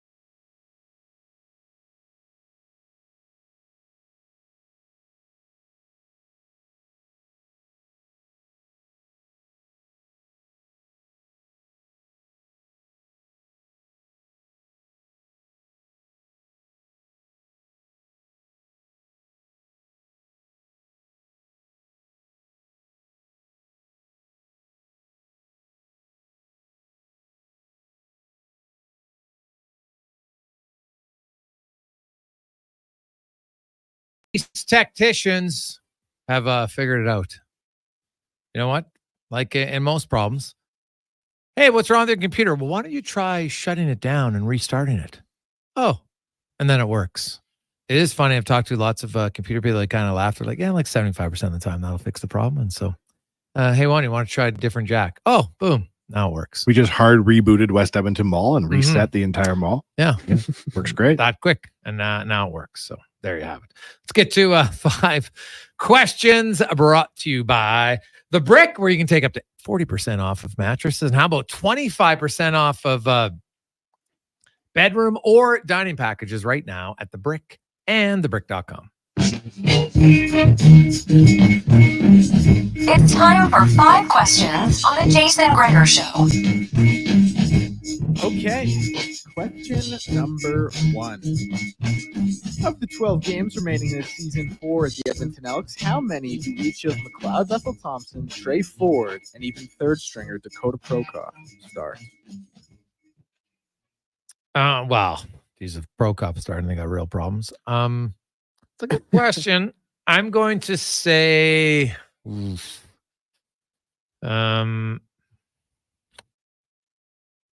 I'll go they split 6-6. I'm going to defer to my colleague on this one, Declan, and agree. I'm not going to disagree with Fair. Gregor on a CFL question. No, like not 18th game of the season. Prokop doesn't get his one shining moment. Nothing like that. No. All Trey right. Ford is too young to be doing point. something like that. That's a fair point. Third of the way through the CFL season, who are your top 3 teams and how do you order them in your power rankings? It's a good question. Montreal's got to be at the top of the list right now. It's hard to argue with them, so I would go them at number 1. I would have BC 2, Saskatchewan 3. Saskatchewan 3 at 5-1. Yeah, well, they've lost their starting quarterback, so Kind of got killed by BC as well. It wasn't particularly close. I thought you were just showing disrespect to the Rough Rider fans. No, I see. No. QB position's rather important. It is important, Gregor. Yeah. Trevor Harris, sadly, guy can't stay healthy. Question number 3. Daniel Sprong is signing a 1-year deal with the Vancouver Canucks. He is now 27, and this will be his 6th team. Now, by no stretch of the imagination is he an all-star caliber player, but why can't he find a home, and will this be it? Well, the main reason why I can't find a home is he has yet to show that he's overly committed in the defensive end. Right? Like this guy in limited minutes, he can produce. What has he got?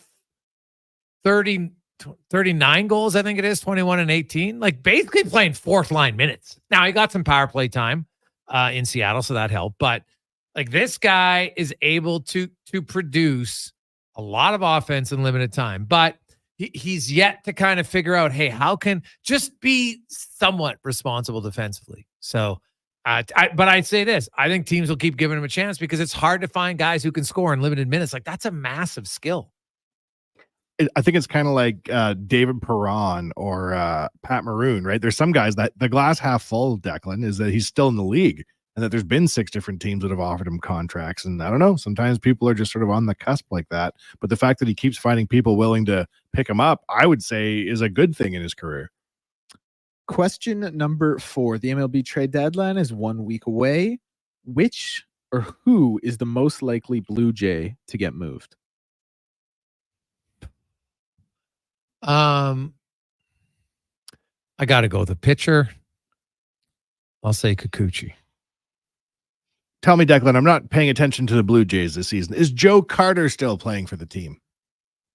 Gonna have to Google it. I see. That's a tough one. He was a fan favorite once upon a time. He was on a Drake album cover. They would never move. What? Yeah, when Drake was dissing Meek Mill and he released back to back, he had Joe Carter celebrating his home run as the singles cover. Back to back. Yeah. But no, he's not. I can't believe you didn't know that. I did know that. Oh, you want me to yell out? I know that while he's telling a fascinating story. Oh, you Mr. Rap guys over here. I thought you. I knew this. Was that why you mentioned Joe Carter? No, I just thought it was a funny joke because I don't know who the most likely Blue Jays to get moved. So I'd tell a little joke. All right, Kikuchi's got it. Like, I'm curious. The better question would be like, how many Blue Jays get traded? Is it like 2.5 over unders at 3.5? I'm curious about that. Like, I wonder, are they really going to clean house or? I just still sense a stubbornness that management thinks they know better than everyone. And question number 5. I've been crushing NCAA 25 this past weekend. It got me wondering, what was the last leisure time activity that you were obsessed with where any minute of free time went towards this activity? I don't play. I've never had a PlayStation, Declan. I've never had an Xbox. I've never had any of these things for the simple reason that I know how I am about stuff and I'll get way too into it. There is a one time I broke this cardinal rule of my life and I bought a Wii because I wanted to play Guitar Hero. And this is back when I had a government day job, you see. And I will tell you, Gregor, I took a week off to play Guitar Hero when it came out. And that is a very bad career strategy. Guitar Hero was awesome. I regret nothing. A week off. Yeah, Monday to Friday. And I was like, oh, so sick. Trying to use no vacation days. My boss is like, I don't know you to be sick. I was like, I played a lot of Guitar Hero. Wow. Yeah. Well, I never went to that extent. I'm just talking something like anytime you had 10 minutes on the weekend. Honestly, dude, I've had to wean myself off of solitaire right now online. That's a really good one. Like I got like literally, I felt like I got addicted to it. I would, I'd wake up in the morning. I was about to go work out. Oh, I'll just play one game. Like, God, what am I doing? Like walking the dog and the dog's just sitting there. Hey, idiot, get off the computer. Let's go. So I had to put a timer on and limit myself. And actually now what I do is I limit myself to just 3 games a day. So however long that takes, win or lose, I'm done. Did you ever have that thing like when you were lying in bed at night, you would like close your eyes and you would see solitaire? Beautiful mind stuff. No, I never had that. But you know what? Here's a story. Last night I had a dream that I got up in the middle of the night to go to the bathroom, but I didn't actually get up in the middle of the night to go to the bathroom. So it's like I dreamt that I got up in the middle of the night, went to go to the washroom, and then when I came back to sleep, I was like, because I woke up this morning and like I really had to go to the washroom. So I'm like, well, obviously I didn't go to the washroom in the middle of the night, but I was like, God, why would I have a dream that I was going to the washroom? That's like the dumbest thing ever. That's an amazing feat. You didn't actually pee the bed in real life during that dream sequence. Oh, well, thank God. Yeah, but I just remember getting up and going and then coming back. Like it wasn't that graphic. But on some level, you think if you're dream peeing, that real life. Yeah, it was just kind of weird. I was like, what am I doing? Because like, you know what? I got into a bad habit of drinking water too late at night. And then all of a sudden you got baby bladder and it's like 4 a.m. You're like, this is the worst. So I've had to limit my, cause I'm big, like I drink a lot of water. I'm pretty good at that part, but my timing of it wasn't great. Cause I've gotten back in cause literally I was lazy for like a year. I think I worked out a grand total of like 6 times. It was brutal. I had, it's like those memes online where you have your Peloton and it's literally there because you're drying towels on it. And I was like, God, that one really hits too close to home. And so on July 2nd, I made a pact with myself and I got back into it. And so now I feel better and now I'm sleeping way better. Like I was waking up sometimes at 3:30, not just waking up. It was brutal. And so now I'm exercising, walking more. The dog, like now when it's so hot, you have to walk the dog. She's black. You can't walk her like heat of the day. So, because I'd like to walk at like 11:30. It's kind of nice, did some show prep, then I'll go for a walk, kind of breaks up the day, but not now. So not when it's plus 30 out. So me and the old mutt are wheeling out at like 6:30 in the morning, which is actually kind of fun because there's no one out there. So it's she gets to go in the big dog park because she's not big enough to go in the big dog park. When the big dogs are there, she get demolished. So I think she looks through the fence of the small dog park wondering, why can't I go in that glorious area? So at 6:30 in the morning, she gets to go in the big dog park because there's no one else there. Do you find that it's a harder thing to do to work out in the summer or in the winter? Like what happened? Why'd you get off the thing? Because you were heavy into it. Honestly, I had no excuse, just kind of laziness. Not that it got hot out or anything like that. Or? No, just I wish I had some, you know what? Oh, I got injured. And then once you're injured, it's hard to come back. No, I just got flat out lazy. And to be honest, for me, because my father passed away young, so I'm kind of leery of that now. And that was just like, oh my God, like 4 years from when my dad passed away, which is not necessarily the best thing to think about, but it's there. So I'm not going to deny it. No, so, fair enough. I was just like, I got to get back in. And I did the Jeff Woods, what he measured. He always told me about health. Like weight is one thing and people can look at the weight scale and get really crazy about it. He said, really the big one is if you want to be healthy, it's what's your inches. Cause you could be skinny fat is what he told me. And it's like, or it's, skinny, not healthy. And he talked about it's a baseline and everybody's a little bit different, but within a range, whatever your height is, half of that should be your waistline around your belly button. So if you're 6 feet tall, 72 inches, then it should be 36 inches, not around your waist. Cause obviously, most guys, I have like a 33. So when he told me that, I was like, I got a 33-inch waist in my jeans. Like, this is great. He's like, no, do it around your navel. And all of a sudden I did it. I was like, what? And it was 39. I thought it was in good shape back then. So I had to get it down to 36. And so when I measured mine, I crept back up and guess where it was? It was back at 39. So I'm like, we're getting that back down. So that's my goal is to, and then to maintain it. So, and it's, once you get down, then it's easier to maintain. The first month is hard. I've cut out any sort of sweets, which is my, my kryptonite this month. And actually the first week's the worst because your body, it's like it craves it. And now it's like, whatever. Like I went to a house party and then we had a big farm party because we sold our family farm. And so we had like a family goodbye party. And of course, everybody, there's all these like homemade rhubarb crisp and like my favorite stuff and all sweets. And I'm just like, no, I'm good. Like, so and I wasn't even that bad about it. Like normally I'd be freaking out, but so if it was the first week, I don't think I could have done it. Selling the farm, Gregor? I know we shouldn't talk about this on the air. Selling the farm? Well, it's already, it's sold in, my mom listed it on a Friday in late May. And so because my sister bought the back 80 acres. And then there's 2, we had a 13-acre house that my mom had made it into 13 acres, right? Subdivided it. And then there was 100 and whatever, what's that, 145 or whatever it is of land. And so they're 2 separate pieces. And she listed it on the Friday. The land sold Friday night, and the farm sold by Sunday. What? With multiple offers. Oh yeah, no, there's not new land. No, it's like true. It's not like all of a sudden, hey, you know what? I'll wait. We'll get some new land. Like you can get land, but it's never going to be new, right? There might always be more houses coming. There's not more land coming. So, my mom will be 80. So it was. Dang.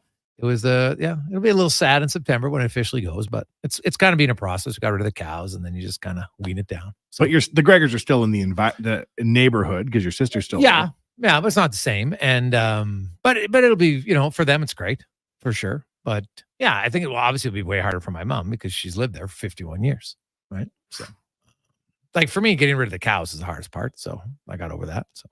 Remember the time that you and me and Jay Downton were out there clearing trees and the tree almost killed all 3 of us in one foul swoop? Oh, I remember very vividly. Like I remember Jay Downton, we still laugh about it because he was just like, God, I panicked.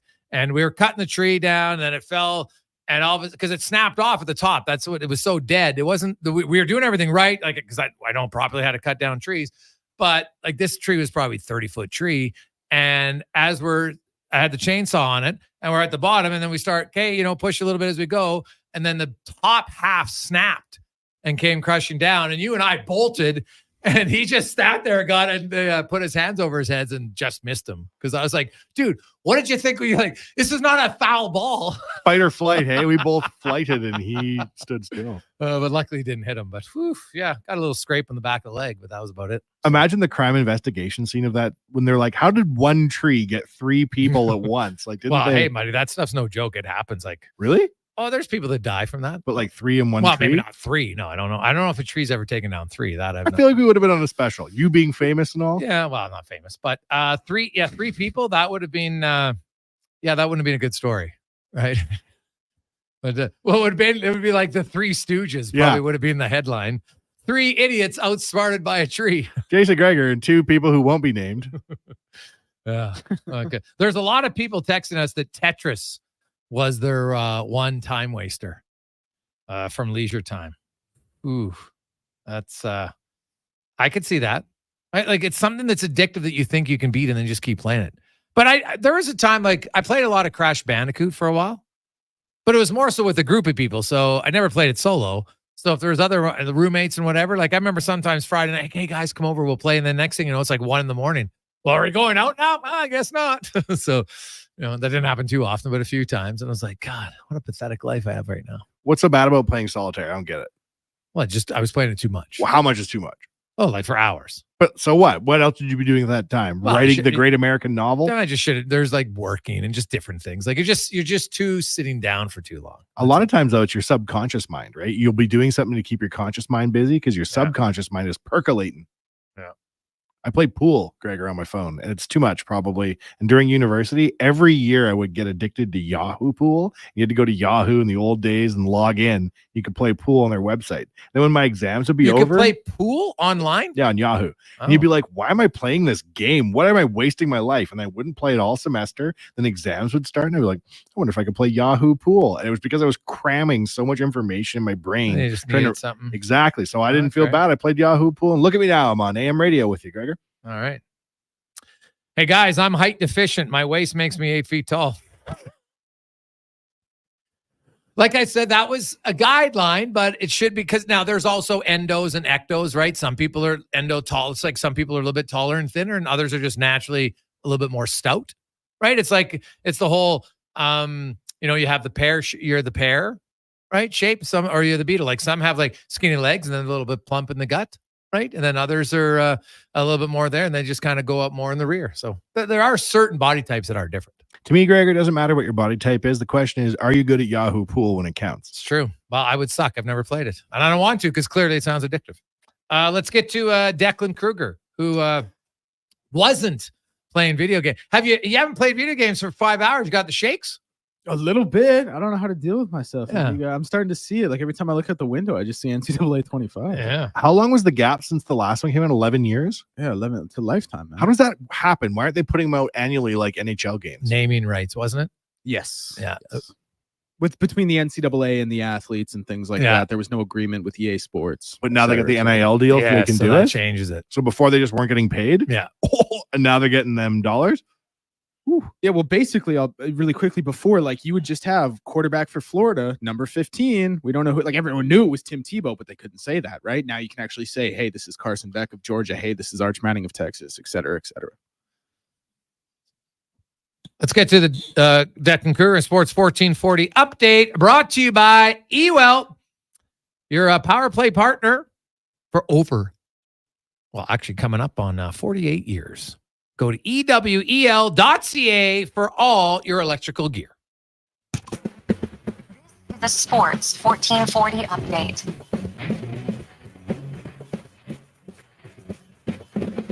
And we start in the major leagues. One final from earlier today was the Yankees over the Rays 9-1. 3 games in action right now, all currently in at the top of the second. The Tigers lead the Guardians 2-0. Mets and Marlins and Cardinals and Pirates both tied at 0-0. Later today, we will have the Reds and Braves, Phillies and Twins, White Sox and Rangers, Brewers and Cubs, Diamondbacks and Royals, and the late game in the MLB today. We'll see the San Francisco Giants in LA to take on the Dodgers.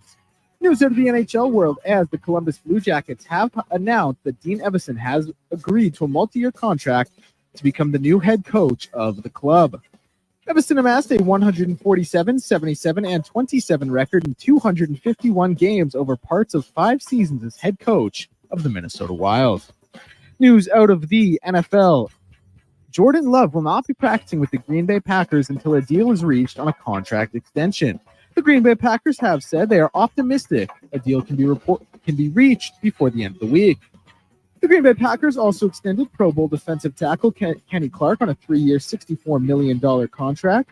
Joe Burrow has been cleared for contact, according to the Cincinnati Bengals coaching staff, and Cam Akers, coming off a torn Achilles, has joined the Houston Texans on a 1-year deal. In the NBA, Spencer Dinwiddie and the Mavs have agreed to a 1-year deal. The Boston Celtics and Sam Hauser have agreed to a $45 million contract extension. One other extension in the league today is the Cleveland Cavaliers and power forward Evan Mobley have agreed to a 5-year rookie max extension worth $224 million. And finally, the Edmonton Riverhawks are in action today out at Remax Field as they take on Nanaimo. 7:05 first pitch for that one in the first of a 3-game series. In hour 4 of the Jason Gregor Show, we'll be joined by Mark Spectre of Rogers Sportsnet, Kevin Woodley of In Goal Magazine, and we'll hear another edition of Wanye's World. I'm Declan Kruger, and this has been a Sports 1440 update. Sports 1440 in West Edmonton Mall and Wetaskiwin. CKJR is a Stingray radio station. Download the free radio player app and listen wherever you go. The Brick is serving up incredible deals on items in every department. Find up to 25% off dining and bedroom packages, up to 40% off mattresses, and up to $840 off sectionals and sofas. Find everything you need to outfit your home this summer, from kitchen appliances and dining sets to mattresses and electronics. Take advantage of our amazing block party prices and fun family activities. Some exclusions apply. See in-store for details. The Brick, saving you more. In 1973, deep in the basement of an Edmonton family home, an elite team of specialized forces came together to form Action Electrical. Action Electrical Divisions, assemble! Projects team reporting. Service team reporting. Testing team reporting. Energy team reporting. Supercharged with skills in their electrical fields and grounded by strong family values, facing an electrical menace, call on the men and women of Action. Operating throughout Alberta at actionelectrical.net. Gather around the radio, kiddies, for the best time of day. It's Oodle Noodle time. Listen in this week as your noodle hero battles the barbarous Bobby Burger. Now sing along. You know the words. Oodle Noodle time. Oodle Noodle time. You know what time it is now. Get up and give me your best Oodle Noodle dance. Your best time of day is Oodle Noodle time. The Junior Prospects Hockey League is entering its third season of gameplay. The JPHL now offers academic and athletic opportunities in the 14U, 15, 17, and 18U age divisions. All JPHL games are broadcast live on Silent Ice TV with a showcase-style game schedule and high level of travel and accommodations for its team, staff, and players. To learn more about why the JPHL is the fastest-growing elite hockey academy in Western Canada, visit juniorprospectshockeyleague.com. Employee pricing is on now at Chevrolet. Right now, get up to $10,500 off select Silverado 1500 High Country Crew Cab models. With an available 6.2-liter V8 engine and standard Chevrolet safety assist, including forward collision alert, getting out of the city and having a nice, quiet day on the beach is easier than ever this season. So relaxing. Ask your Chevrolet advisor for details. Legacy Heating and Cooling is still the #1 company for families who don't want to see dad in his underwear. Come on, we warned you about a heat wave a while ago, and lo and behold, here we are. So call Legacy now before the heat wave convinces dad to cool down in a kiddie pool in your front yard. Yeah, we still got air conditioners in stock, and yes, you won't have payments or interest for 1 year. Keeping dad from bathing in public during a heat wave. That's how you save your legacy. Legacy Heating and Cooling. Gather around the radio, kiddies, for the best time of day. It's Oodle Noodle time. Listen in this week as your noodle hero battles the barbarous Bobby Burger. Now sing along. You know the words. Oodle Noodle time. Oodle Noodle time. You know what time it is now. Get up and give me your best Oodle Noodle dance. Your best time of day is Oodle Noodle time.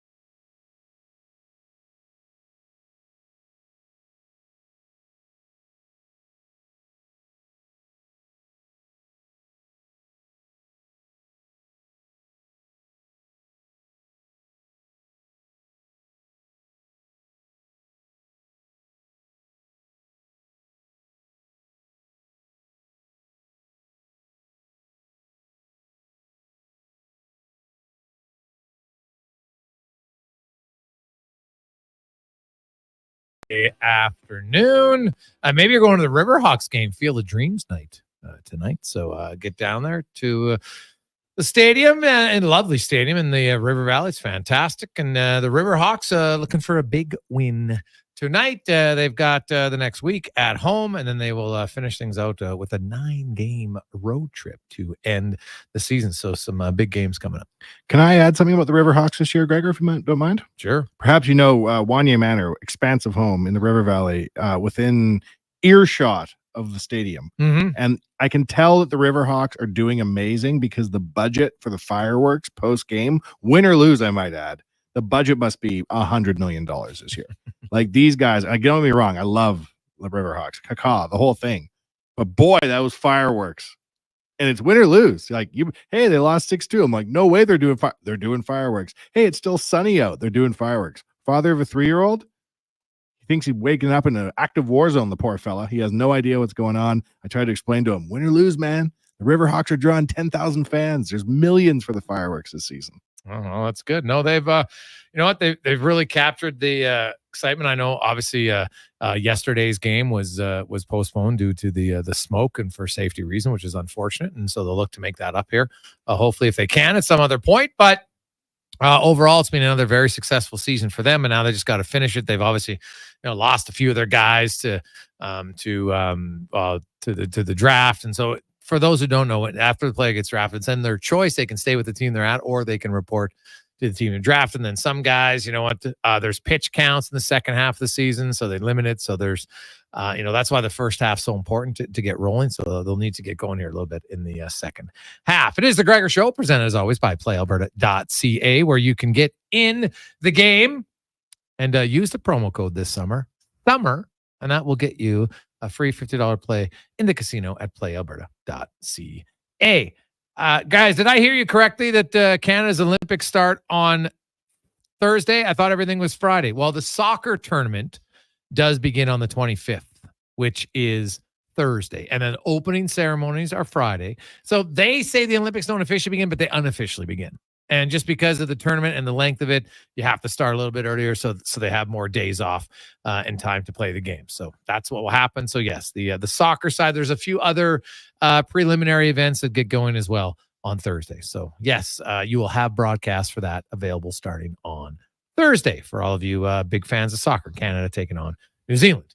Let's get to the Spec Report now, brought to you by GS Construction, and they just keep rolling along. Busy right now, and they're looking for great people, whether you're just starting out or they got lots of experience as a foreman, top man, top woman. They got all sorts of jobs. Check it out, Indeed.com for GS Construction, as Mark Spectre joins us. And Spec, the Elks, they can't get a win. Their offense was unable to take advantage of it. I thought maybe the best game their defense has played, and that's 2 of the last 3 games where I think the defense has done their job against BC. They did their job against Ottawa, and the offense unable to get their job done. Yeah, Jason, one of the players I once covered in football that I had the most respect for, everybody remembers Terry Vaughan, right? He was such a great receiver. But Terry Vaughan talked about being a playmaker. And he said, look, we're all fast and we're all pros and we all catch balls. We've all made touchdowns. We're all here because we were the best guys on our college teams and all that stuff. He says, but there's a difference between guys who just play football and guys who are playmakers. And that means yards after a catch, right? That means taking a punt and getting through some guys and giving me a 60-yard return. That means turning nothing into something. And, I see an Elks team that has, Bethel Thompson's great between the 30s. There's the odd run here and there that works. They got guys that can make catches. Bethel Thompson throws a nice ball until it's a deep ball, and he's missing those. But what I don't see are playmakers, Jay. I don't see anyone making a play, break a tackle, and give me a 70-yard touchdown like that Pimpleton tends to do for Ottawa. So they're missing a lot of stuff. So to me, that's the first thing they're missing. They don't need playmakers there. How about that? Is that fair? No, I think it's totally fair. Their kicker could, he did make 4 field goals, but he missed 3, which is not good average for a kicker. No. You're a veteran guy. Like, you kept missing on the same side. I get the win's a factor, but figure it out. And the other thing is, hey, offense, you know what? Punch the ball into the end zone at some point. Don't always just have to wait for your kicker to put it in. Punch it in. When he's making 7 attempts in a game or whatever it was, that tells you how ineffective the red zone offense is for sure. And the kicker's not good enough. I mean, he blew a 30-yard field goal the game before. Listen, they just lost back-to-back to an extremely average football team. No one's looking at Ottawa and saying, oh, boy, Ottawa, what a club, right? No one's looking at Ottawa and telling you they're any good. They're not. They're average at best, and they just beat you twice. So what's that make you? There's a lot of stuff that I hate to come off negative, and we should talk about something else because I can't think of a lot of positives right now.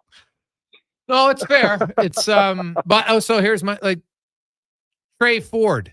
When the argument was Bethel Thompson. Oh, they had 209 yards, they had no touchdowns, they had an interception, and the running game is again non-existent. Like, what are you waiting for here at home against the Hamilton Tiger Cats if you're not going to change it up and try Trey Ford?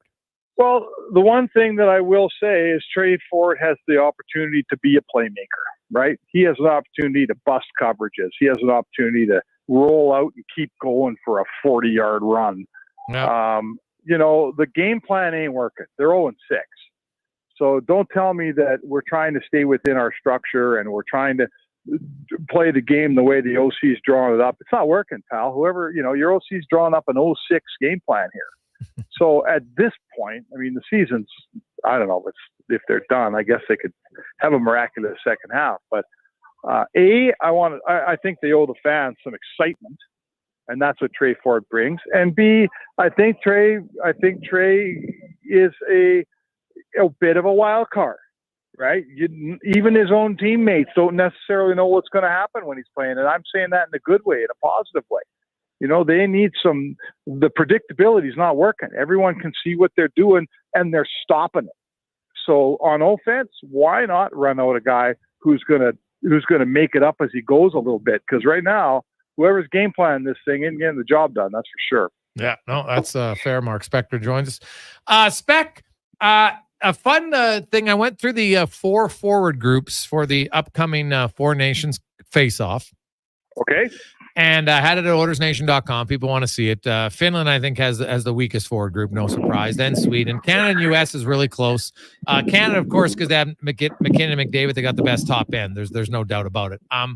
But Canada doesn't, funny enough, right now, they don't have a lot of big left-handed shooters, right? Like you've got McDavid and Crosby, but then the next highest scoring left shot was Nazem Kadri, who's a Canadian, and then Brandon Hagel. So I'm looking at I think Hyman's going to start on the right side with McDavid because A, he plays well with him, but B, he's got 50-goal scorer. I look at Braden Point and say that might be the guy I start on McDavid's left wing. What do you think? Oh, are you kidding me? Braden Point. I love Braden Point. He's a great player. And he's a winner, and he's a gamer. He gives you his best game when it counts the most. So you'll never hear a peep out of me if you're telling me you're putting Braden Point. If you're telling me you're putting Braden Point on the line with McDavid, sorry, someone's calling me. It's one of those beautiful crank calls. If you're telling me you're putting Braden Point on the left with McDavid, I'm not going to say a peep, pal. He's a wicked good player. I'm surprised. I haven't done the exercise that you did today, Jason, but I am.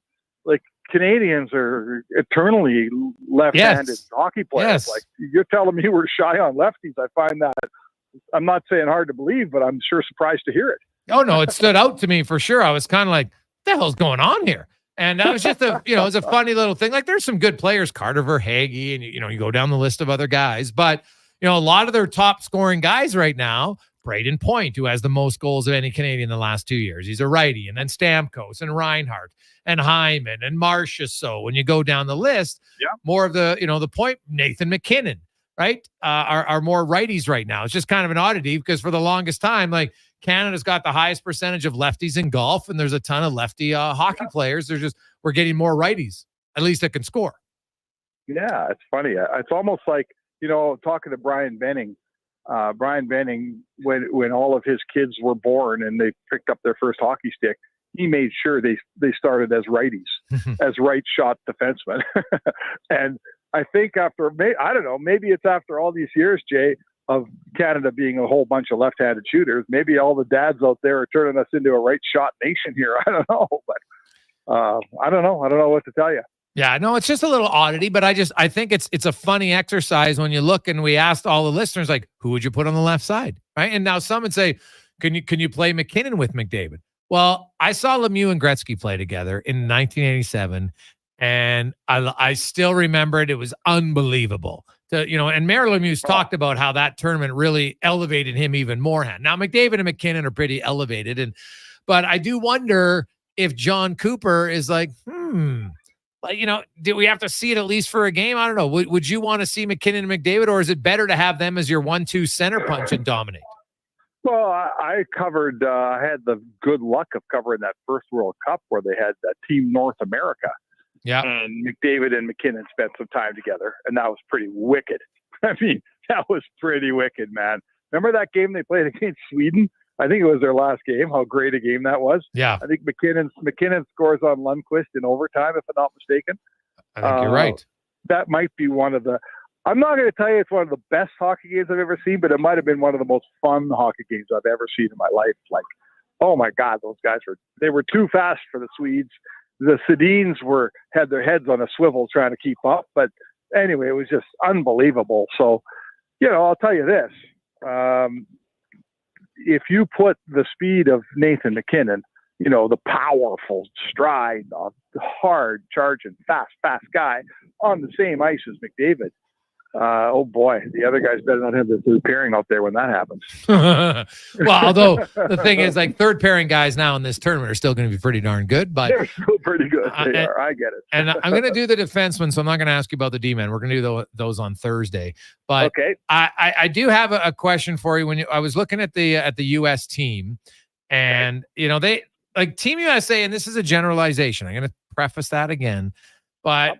If there's a generalization amongst American forwards, is there's not a lot of jam there. Now, Tkachuk, obviously, the two Tkachuk brothers, they definitely buck that trend.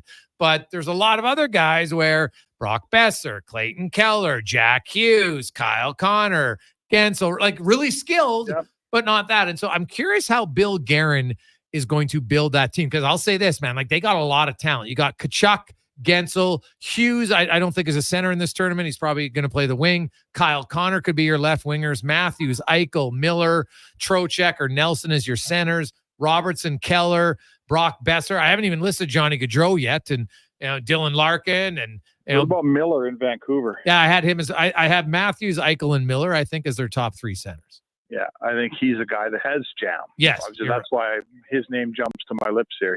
He's a guy that has a lot of jam. I'm totally with you. The average American player, and let people start calling me names. The average American player is not, a hard player to play against. They put together a bunch of guys that are so skillful. Obviously, coming out of that camp, out of the USA program outside of Detroit, but they have. They're really starting to lead the league in guys like Cole Caulfields and Zegris's and highly skilled guys, but not that big and not that hard to play against. So you're right. The Tkachuk brothers are certainly an exception to that rule. I think Miller's an exception to that rule. And, Billy Guerin was an exception to that rule. Billy Guerin, he'd knock you over and punch you in the head. Like he was an honorary Canadian. Billy, I love the way he played the game. So he sees it, he sees it. So yes, I dare say, Jason, America, U.S. hockey is obviously gotten to the point where it's a bit of a coin flip if Canada's going to beat them in these tournaments. Now, Canada tends to beat them. And maybe it's because of that grit and that heart and that soul. I don't know what the reason is, but we tend to win. But I will say to you, if they ever figure out that last part about being gritty and hard to play against and tougher and all of that, it's going to be hard to beat those guys because they're a pretty good team. Yeah. Well, the one big difference, though, is when I do the blue line, the size on the blue line from Canada to the Americans, like the skill level is obviously very equal. Just the size might be the difference. We'll see. So that's, to me, is going to be fascinating. Like they got a lot of very skilled defenders. I'm not sure how many big physical ones they have. It's hard to know. Like where's the game going? The game's going towards skill. But when we watch the Oilers on the blue line. Well, when we watched the Oilers in Vancouver and would turn into a bit of a war, all of a sudden Quinn Hughes was a little bit invisible in a lot of important moments, right? So, yes, I'm with you, Jay. I'm with you. I've said it a million times on this radio station. Big and good beats small and good every time. So I'd rather be big and good than small and good all day long. Very true. Spec, how was the wedding? Oh, wedding was outstanding. We had a great time. Everyone had fun. The bar stayed open till 2. Everybody had a big dance. Oh, my God. Hunter shows up. Hunter, the mascot. Oh, wow. I know. Someone arranged him. He comes rolling in the door. Actually, the best part about Hunter was I got a brother-in-law who's a Calgary Flames fan. So the Hunter goes over and he kind of mauls him a little bit, and we all laugh. And then he pats him on the head condescendingly my brother-in-law says, I didn't mind when he wrestled me a bit, but he said, when that stupid cat patted me on the head condescendingly, he said, that was the worst insult I've had. Nice. Yeah, I thought he did a great job. We had a really good time, Jay. Thanks for asking. Everyone's happy. The couple's leaving for Vegas here on Wednesday because it's not hot enough here. You better get down to plus 42. Oh, God. Yeah. Good luck. Good luck. Yeah. Fun. I'm at the lake having a cold beer and talking on the radio, so life's good, buddy. There you go. Awesome. Okay, Spec, we'll chat with you more. Have a good one. Thanks, Jay. That's Mark Spectre, the Spec Report, brought to you by GS Construction. When we come back, Kevin Woodley. Now, for the last 2 years, for all of you who play fantasy sports for goalies, Kevin Woodley has had his prediction on his breakout goalie for the coming year. He had Charlie Lindgren. Bang. Connor Ingram. Bang. Who's it going to be this year? We'll find out on the Gregor Show, presented by PlayAlberta.ca. You got a go-to coffee spot, a trusted barber, even a lucky game day jersey. But when it's about looking your absolute best, there's only one name you need. Mr. Dirk. Family run since 1939, we're experts in crafting impeccable tailor-made suits and offering a wide variety of everyday styles. Pair that with personalized one-on-one fittings and the convenience of on-site tailoring. Mr. Dirk elevates your style game. Visit our Edmonton store or explore MrDirk.com. Score big on style with Mr. Dirk. The Brick is serving up incredible deals on items in every department. Find up to 25% off dining and bedroom packages, up to 40% off mattresses, and up to $840 off sectionals and sofas. Find everything you need to outfit your home this summer, from kitchen appliances and dining sets to mattresses and electronics. Take advantage of our amazing block party prices and fun family activities. Some exclusions apply. See in-store for details. The Brick, saving you more. In 1973, deep in the basement of an Edmonton family home, an elite team of specialized forces came together to form Action Electrical. Action Electrical Divisions, assemble! Projects team reporting. Service team reporting. Testing team reporting. Energy team reporting. Supercharged with skills in their electrical fields and grounded by strong family values. Facing an electrical menace? Call on the men and women of Action. Operating throughout Alberta at actionelectrical.net. Gather around the radio, kiddies, for the best time of day. It's Oodle Noodle time. Listen in this week as your noodle hero battles the barbarous Bobby Burger. Now sing along. You know the words. Oodle Noodle time. Oodle Noodle time. You know what time it is now. Get up and give me your best Oodle Noodle dance. Your best time of day is Oodle Noodle time. At Toyota, we understand life's full of winning moments, like winning shotgun in an epic game of rock, paper, scissors. Boom. Paper covers rock, Carl. And we design our award-winning vehicles with your needs in mind, giving you a front row seat to all life's victories. Except you, Carl. You're in the back.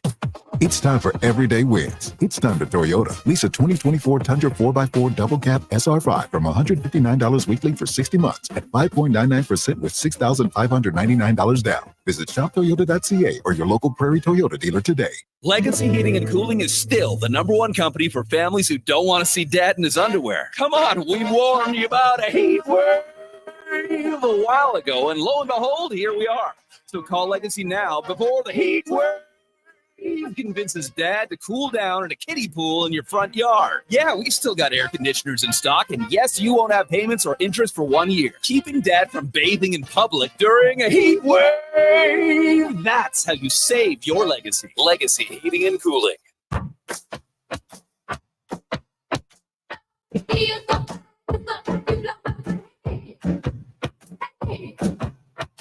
Portions of this hour brought to you by Crystal Glass, your clear choice for residential windows. Locally manufactured and installed, Crystal Glass provides a beautiful product and incredible customer services for all your residential needs. Call 310 Glass or visit crystalglass.ca for a quote.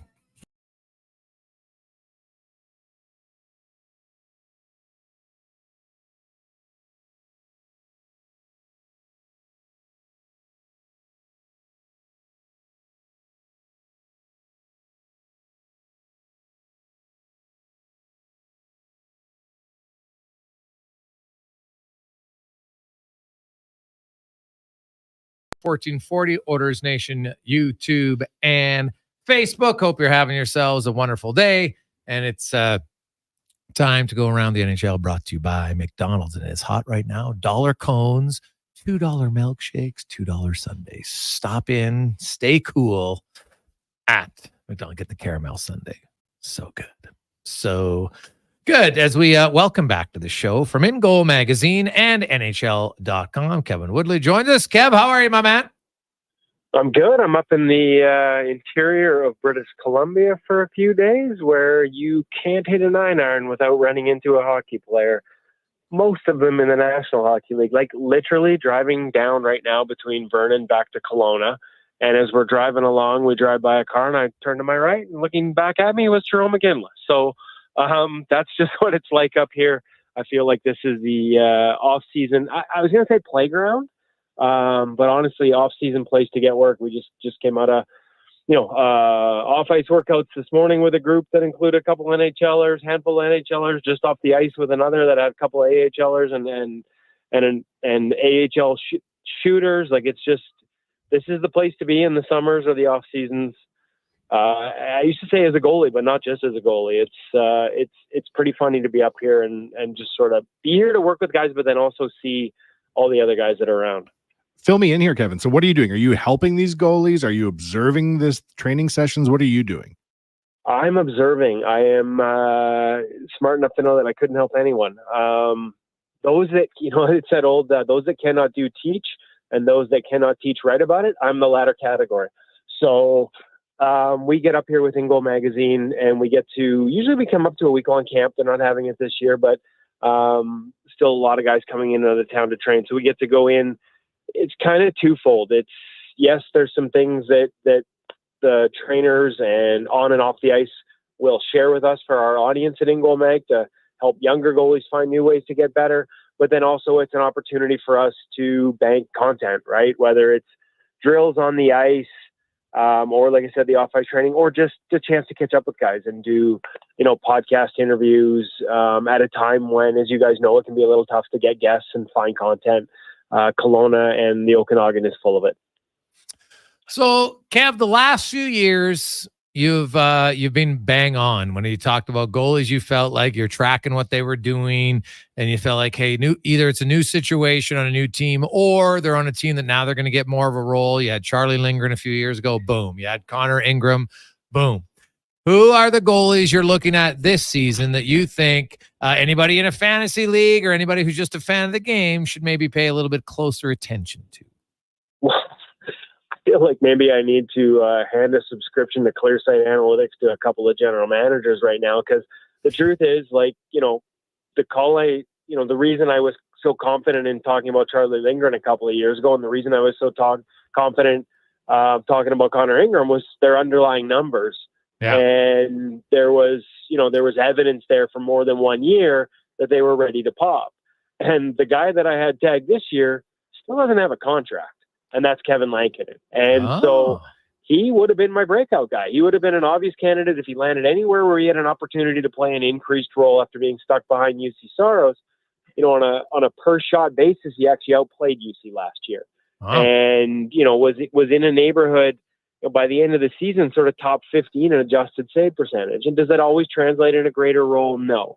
But it did for those other two, right? And so when you see it, and this is more than 1 year, this is 2 years in a row where his underlying numbers look really good. And when you talk to him, there are some elements in his game that he's changed and modified there, and some things he feels really comfortable with. So it's kind of the eye test meeting the underlying analytics, and something new to him that he feels good about, and it's translating in these numbers. And so I'm a little shocked, and I've said before to you, I think it might be price tag. He was already making $2 million last year in Nashville, and a lot of the guys that were sort of cast into that, projections in 1B, like unless you were a Brassois or a Stollers, you were settling for a lot less than 2.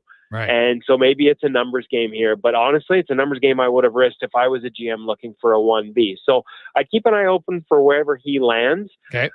If we're talking more fantasy hockey, like guys who, this is a name that's been out there before, but David Rittich quietly had a really good year when he got in the net with LA.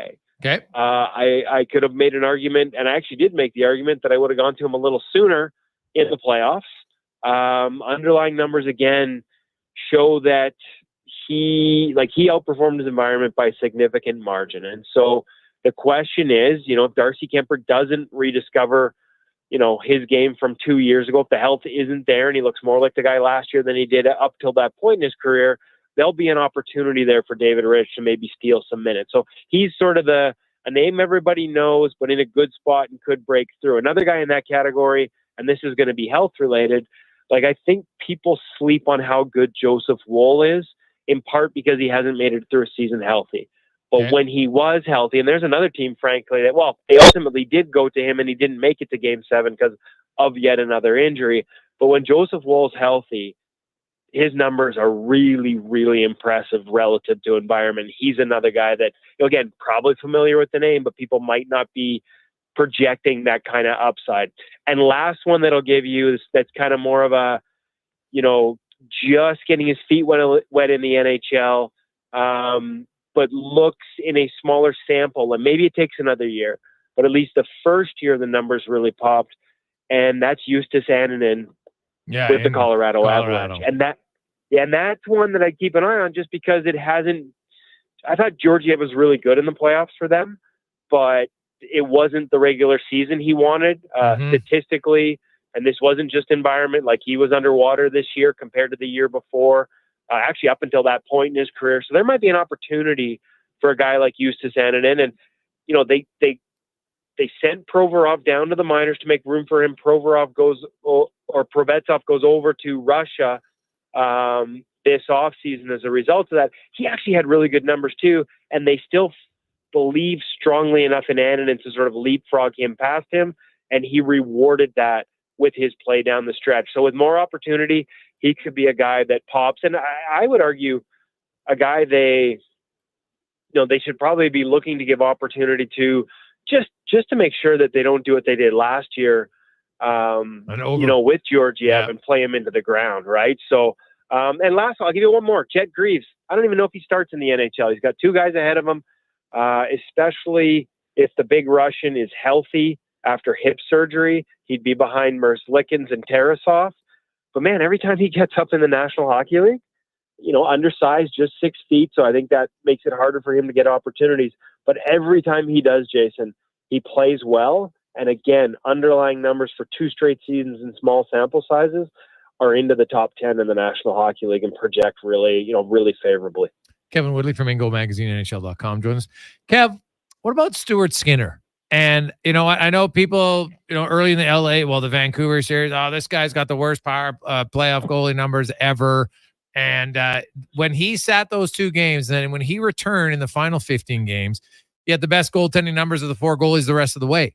When you come to now, maybe saves above expected, you would know a little bit better than me. But if I'm looking at goals against average and save percentage and everything like that, in those 2 games against Vancouver, the Dallas series, I thought he was better than Ottinger. And against Florida, there's one game maybe he didn't like. Bobrovsky had a few games he didn't like. I didn't think Skinner was a major issue. What did you make of him? And did you see anything in the playoffs you say this is an area for him to build on next season? To me, the most impressive part for him this season was between the ears. Okay. I just feel like, how many times was he questioned? How many times were we talking about or answering questions about sort of what's next or how does he, and he always bounced back, right? There's just something about his approach, the growth mindset that he brings to it that sort of gives you confidence that, even getting to Game 7 of a Stanley Cup final, he's going to find ways to take another step this year. He'll look for opportunities. He'll look for things. As a matter of fact, and I know it came out during one of the broadcasts, the work he started doing, we spent the morning here with Adam Branfilia, the trainer that you and I have talked about on the broadcast before, right? And I know Stuart will be up here soon to work with him as well. And I feel like they started working together mid-November. And clearly, listen, the environment changed in mid-November defensively. And you and I have been over that. They went from the worst off the rush to the best off the rush. But there were also looked like elements in his game that started to get better. But in talking to people around it, it's still a process, and a process that you could see him make more strides on this year, so that some of the stuff they're trying to do becomes a little more innate. And you feel that, or you combine that with how well it fits a lot of the foundational stuff that Dustin Schwartz teaches. And it just, like, it's not reinventing the wheel. It fits perfectly with sort of the philosophy there. It'll just add efficiencies in terms of the body and some of the delays physically, little hitches and things that it should allow him to, at the end of the day, at this level, you're just looking for like 1 or 2% more efficient, a little less delay, a little less sort of hesitation and it's not mental, it's hesitation physically to get from one side to the other. Those little delays, those little hitches, those little, swinging the body one way to collect an edge and push the other way, what we call counter rotation. And so another summer focused on that work should also fuel the work he's doing on the ice. So it's not like, we've talked about this before, you're not going to need to reinvent the wheel. Mm-hmm. There's already a really solid foundation there. He continues to grow. He continues to get better. And you just have faith at this point that he's not a guy that's going to come out of that game, even if they'd won it, and be like, okay, I'm done. Yeah. I'm good. I'm here. I don't need to do anything. Like, that's never been him. And so that's why you're confident. And I think a lot of people forget, for all the attention, even in the loss and the winning goal. And, at the end of the day, we talked about it a lot during the year, just second year in the National Hockey League. Yeah. Behind the expectations of a team that was cup or bust, according to 2 of its top players. Like, that's a lot. And I just love the way he handled it. And I think that bodes well, not just for this year coming up, but just long-term for him. And we've talked a lot about the fit with the goalie coach and how well they work together and how well they have since they drafted him. And just, I see a lot of synergies there that just point me towards, there's not going to be like a huge, like, snap of the fingers and everything changes and there's another big step, in part because there doesn't need to be. But that's also not how it works. It's typically just slow growth 1 year over the next, and the experience that comes with having played another year. And I just feel like you'll see that pay off again, as long as the structure that helps him in front of him, that he's allowed to read off of, continues to exist. Kev, awesome stuff as always, man. We appreciate it. We will chat with you again next week. Have a great week. Perfect. Thanks, Jason. Appreciate it. Kevin Woodley from Ingo Magazine at NHL.com. So Colorado fans might be pretty excited. And is Kevin Lankinen going to be the late summer signing that works out very well? We'll see. When we come back, Wanye's fired up. Wanye's World's next. And the Gregor Show, presented by PlayAlberta.ca. Rule number 62. Never miss a free pancake breakfast. It's unheard of and, frankly, a little upsetting. Summer in Alberta has its own set of rules. And if you're looking to add a little extra fun, Play Alberta has it all. Use promo code SUMMER to snag a $50 casino bonus for casino, instants, and live dealer with your next deposit. Get ready for promotions throughout the summer to help you make the most of those sunny Alberta days. Because we all know they don't last long enough. Bonus terms and conditions apply.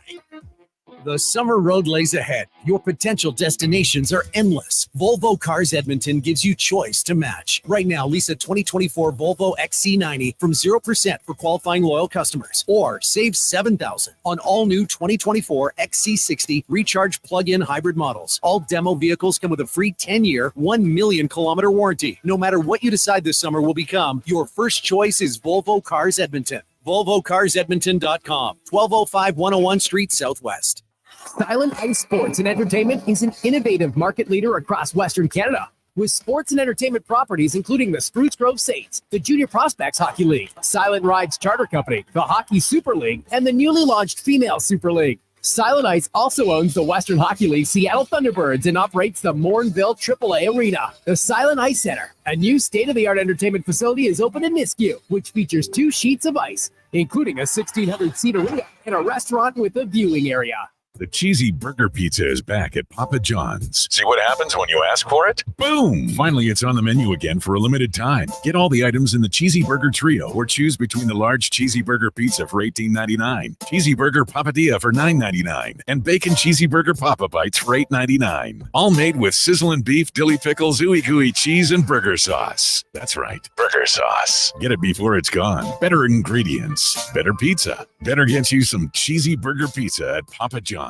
Some people see their RV as a way to travel the countryside and explore the great outdoors. For others, it's more like a summer cottage. Sure, it's got wheels, but that doesn't mean that you have to roll it around all the time. And I know someone who uses his RV exactly like this. It's Rick Showers from No Bull RV. Hey, Rick, when was the last time you hooked up your trailer and took it somewhere? Been years, Bob. You just leave it in one place? Well, you have to see our campsite. It's near Seba Beach. There's lots of privacy. It's a heavily wooded area, but very close to the lake, with full water and electrical hookup. So my wife, Deanna, and I enjoy cottage life with all its beauty and all the comforts of home. And the RV you use as a cottage, did you buy it new? Bob, what are you, nuts? I can happily find you an RV as nice as mine. Got dozens of them on the lot right now. And Deanna and I are living proof that you don't have to pay new RV prices to live the dream. And that's No Bull. NobleRV.ca. Just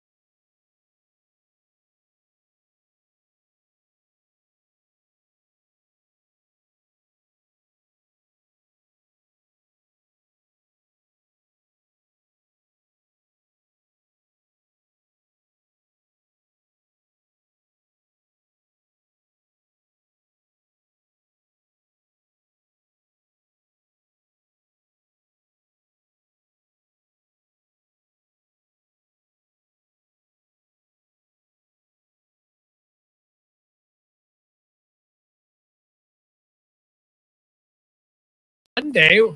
Hey, welcome back to the Gregor Show on Sports 1440, Oilers Nation YouTube and Facebook, streaming live at sports1440.ca, as well as on Facebook and YouTube. How about the fact that our streams of the show, along with your Remchuk's Oilers Now, we had over 500,000 live in unique streams in May and June. So is that in May and June? Yeah, lots of people are consuming the show, and that's just the streams, not to mention people listening on radio and online and watching on Twitter and Instagram. It's it's amazing how technology has allowed people to be able to listen, people on the app. So we really appreciate everybody who believes in what we're doing here at Sports 1440 and on YouTube and Oilers Nation. So thank you very much. Now, Greg, I'm just trying to remember. Maybe I'm remembering it wrong, but who told you that you should put this on the Oilers Nation YouTube and that would blow up and you get millions of views? And you were like, no, the radio. And I was like, no, Gregor, come on to Oilers Nation. We love you. And you're like, no, I'm so busy.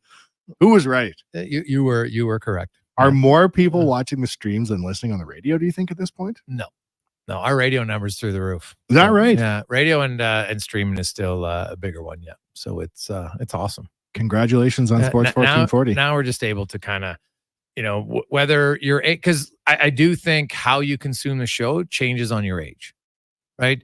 Younger demographic are definitely more technical comfortable, right? They'll listen on their phone all the time. They'll watch on their phone, on their computer, for sure. Lots of others want to listen on their in their car, right? Stream it wherever. Even some of them are, hey, I got it on my phone now. It's great. So it's I think it varies a little bit from age and comfortability, but there's still a lot of people like, man, there's something about getting in my vehicle and turning the radio on. You got to collect them all. You got to be on the radio, but you got to think of yourself as an internet company and putting it on YouTube, putting it on Twitter or X rather. I mean, all these things in the long run matter. I think a lot of mainstream media overlook the long tail. Yeah, right? you have to look at long term, and you don't want to make the mistake of insulting your diehard loyal ones. And that's why turning off of radio, I never would have done it, because I think there's a massive audience there. So you mirror that and you marry it and connect it with those who like streaming, and you do both. And that's what's worked out very well. That's where I think you've done a really good job getting the station off the ground as fast as you did, as you embrace technology and all these different platforms that maybe is a little bit more cumbersome when you're part of a larger company. But we're seeing the results 1 year in. I mean, my goodness, you're doing a great job. It's been really good. So thanks again for everybody who listens and watches and tells friends about it. I will say the biggest difference in the last year has been the amount of women who have come up to me, said hello, but they talked about how they never understood how important sports radio was to their husband or boyfriend until it went away. And they're just like, you know what? And seriously, I've been in lots, and they're just like, oh, yeah, my husband will be jealous. And that would happen once in a blue moon, but it's happened infinitely more in the last year. And a lot of them, we had conversations about it because I had so many guys that were just like, it really bothered them. It was like a real part of their not that you took it for granted in a sense, but I probably didn't take it for, I didn't know how important it was to people. Like I knew for me, because I grew up on it, but I'm like, well, maybe that's just me. But there's a lot of people, there's that connection and you feel part of something. You just like it. You just like having it on sometimes. Like, Gregor might piss me off and annoy me, but I still like listening to it. I love telling the story of us almost getting hit by the same tree. I also love telling the story of the year we went to the Kevin Carius golf tournament together, Gregor, right when the 1216 shut down. And I love telling the story of people are coming up to you like you died. Like they're just like, oh, Gregor, like, I'm so sorry. And you're like, yeah, I'm fine. I'm right here. And they're like, yeah, but that thing. And that was fair. By the end of 18 holes, you had a new radio station going because you're just like, this isn't going to go down like this. I'm like, no, join us on the internet. And you were very adamant. Like the radio has a cachet to it and it matters to the listeners, and finding a new station and bringing it back. How many talk radio stations or sports talk radio stations have been closed? Oh, quite a few. Yeah. How many have come back? One. You're like the guy who owns the last Blockbuster, except it's thriving because you're also streaming somehow Netflix out of it. You do it both. Like, hey, boys, my tractor has AM, not Bluetooth. Norman a combine. See, there you go. And hey, all those new tractors, man, you see those new ones are pretty sick. But so you want to be able to connect to people all the time. And I can tell you, for all the farmers out there right now, it's like, you know what? Hey, the good news about the heat wave is everybody's getting their hay up, and it should be green as green. Now the problem is that we don't get any rain. There's gonna be no second cut. So. We had enough heat now for the farmers, but even I think all the city people will agree it would be nice to get some rain here. So hopefully some comes soon. That would be very, very nice. With the sale of the Gregor farm, do you still get to do farm stuff at your sister's place? Do you get to do the stuff with the birthing of the chickens and the? No, there's no cows. That was my friend Cam and Jill. They live outside of St. Albert, and I have an open invitation anytime to come. And honestly, I've been talking to people where I'd say like, if you ever need a hand just at the farm, like, I'll come out there, no charge. It was very relaxing for me. Like, when Declan talked earlier about a leisurely activity, I know it doesn't sound that way, but for me, going to the farm and spending multiple hours doing farm work was very leisure activity that I loved. And that's what I miss. The over-under on the Jason Gregor farm purchase, 8 months. Well, we'll see. Well, Wanye, you have a topic that we will get to in Wanye's world next Monday. All right. I got derailed, but that's okay. I like it. He was fired up, but he'll be even more fired up next week. On behalf of Wanye Gretz, Declan Kruger, Donovan Paulson, I'm Jason Gregor. Have yourselves a kick-ass Monday. We'll talk to you tomorrow. Let's get to the Deck Mountain Sports 1440 update brought to you by Booster Juice. Visit a Booster Juice today and try the Cookies and Cream Booster Ball. A tasty little bundle of almond butter, maple syrup, coconut, and gluten-free cookies. Download the Boosters Reward app today and order one. Good night. This is a Sports 1440 update.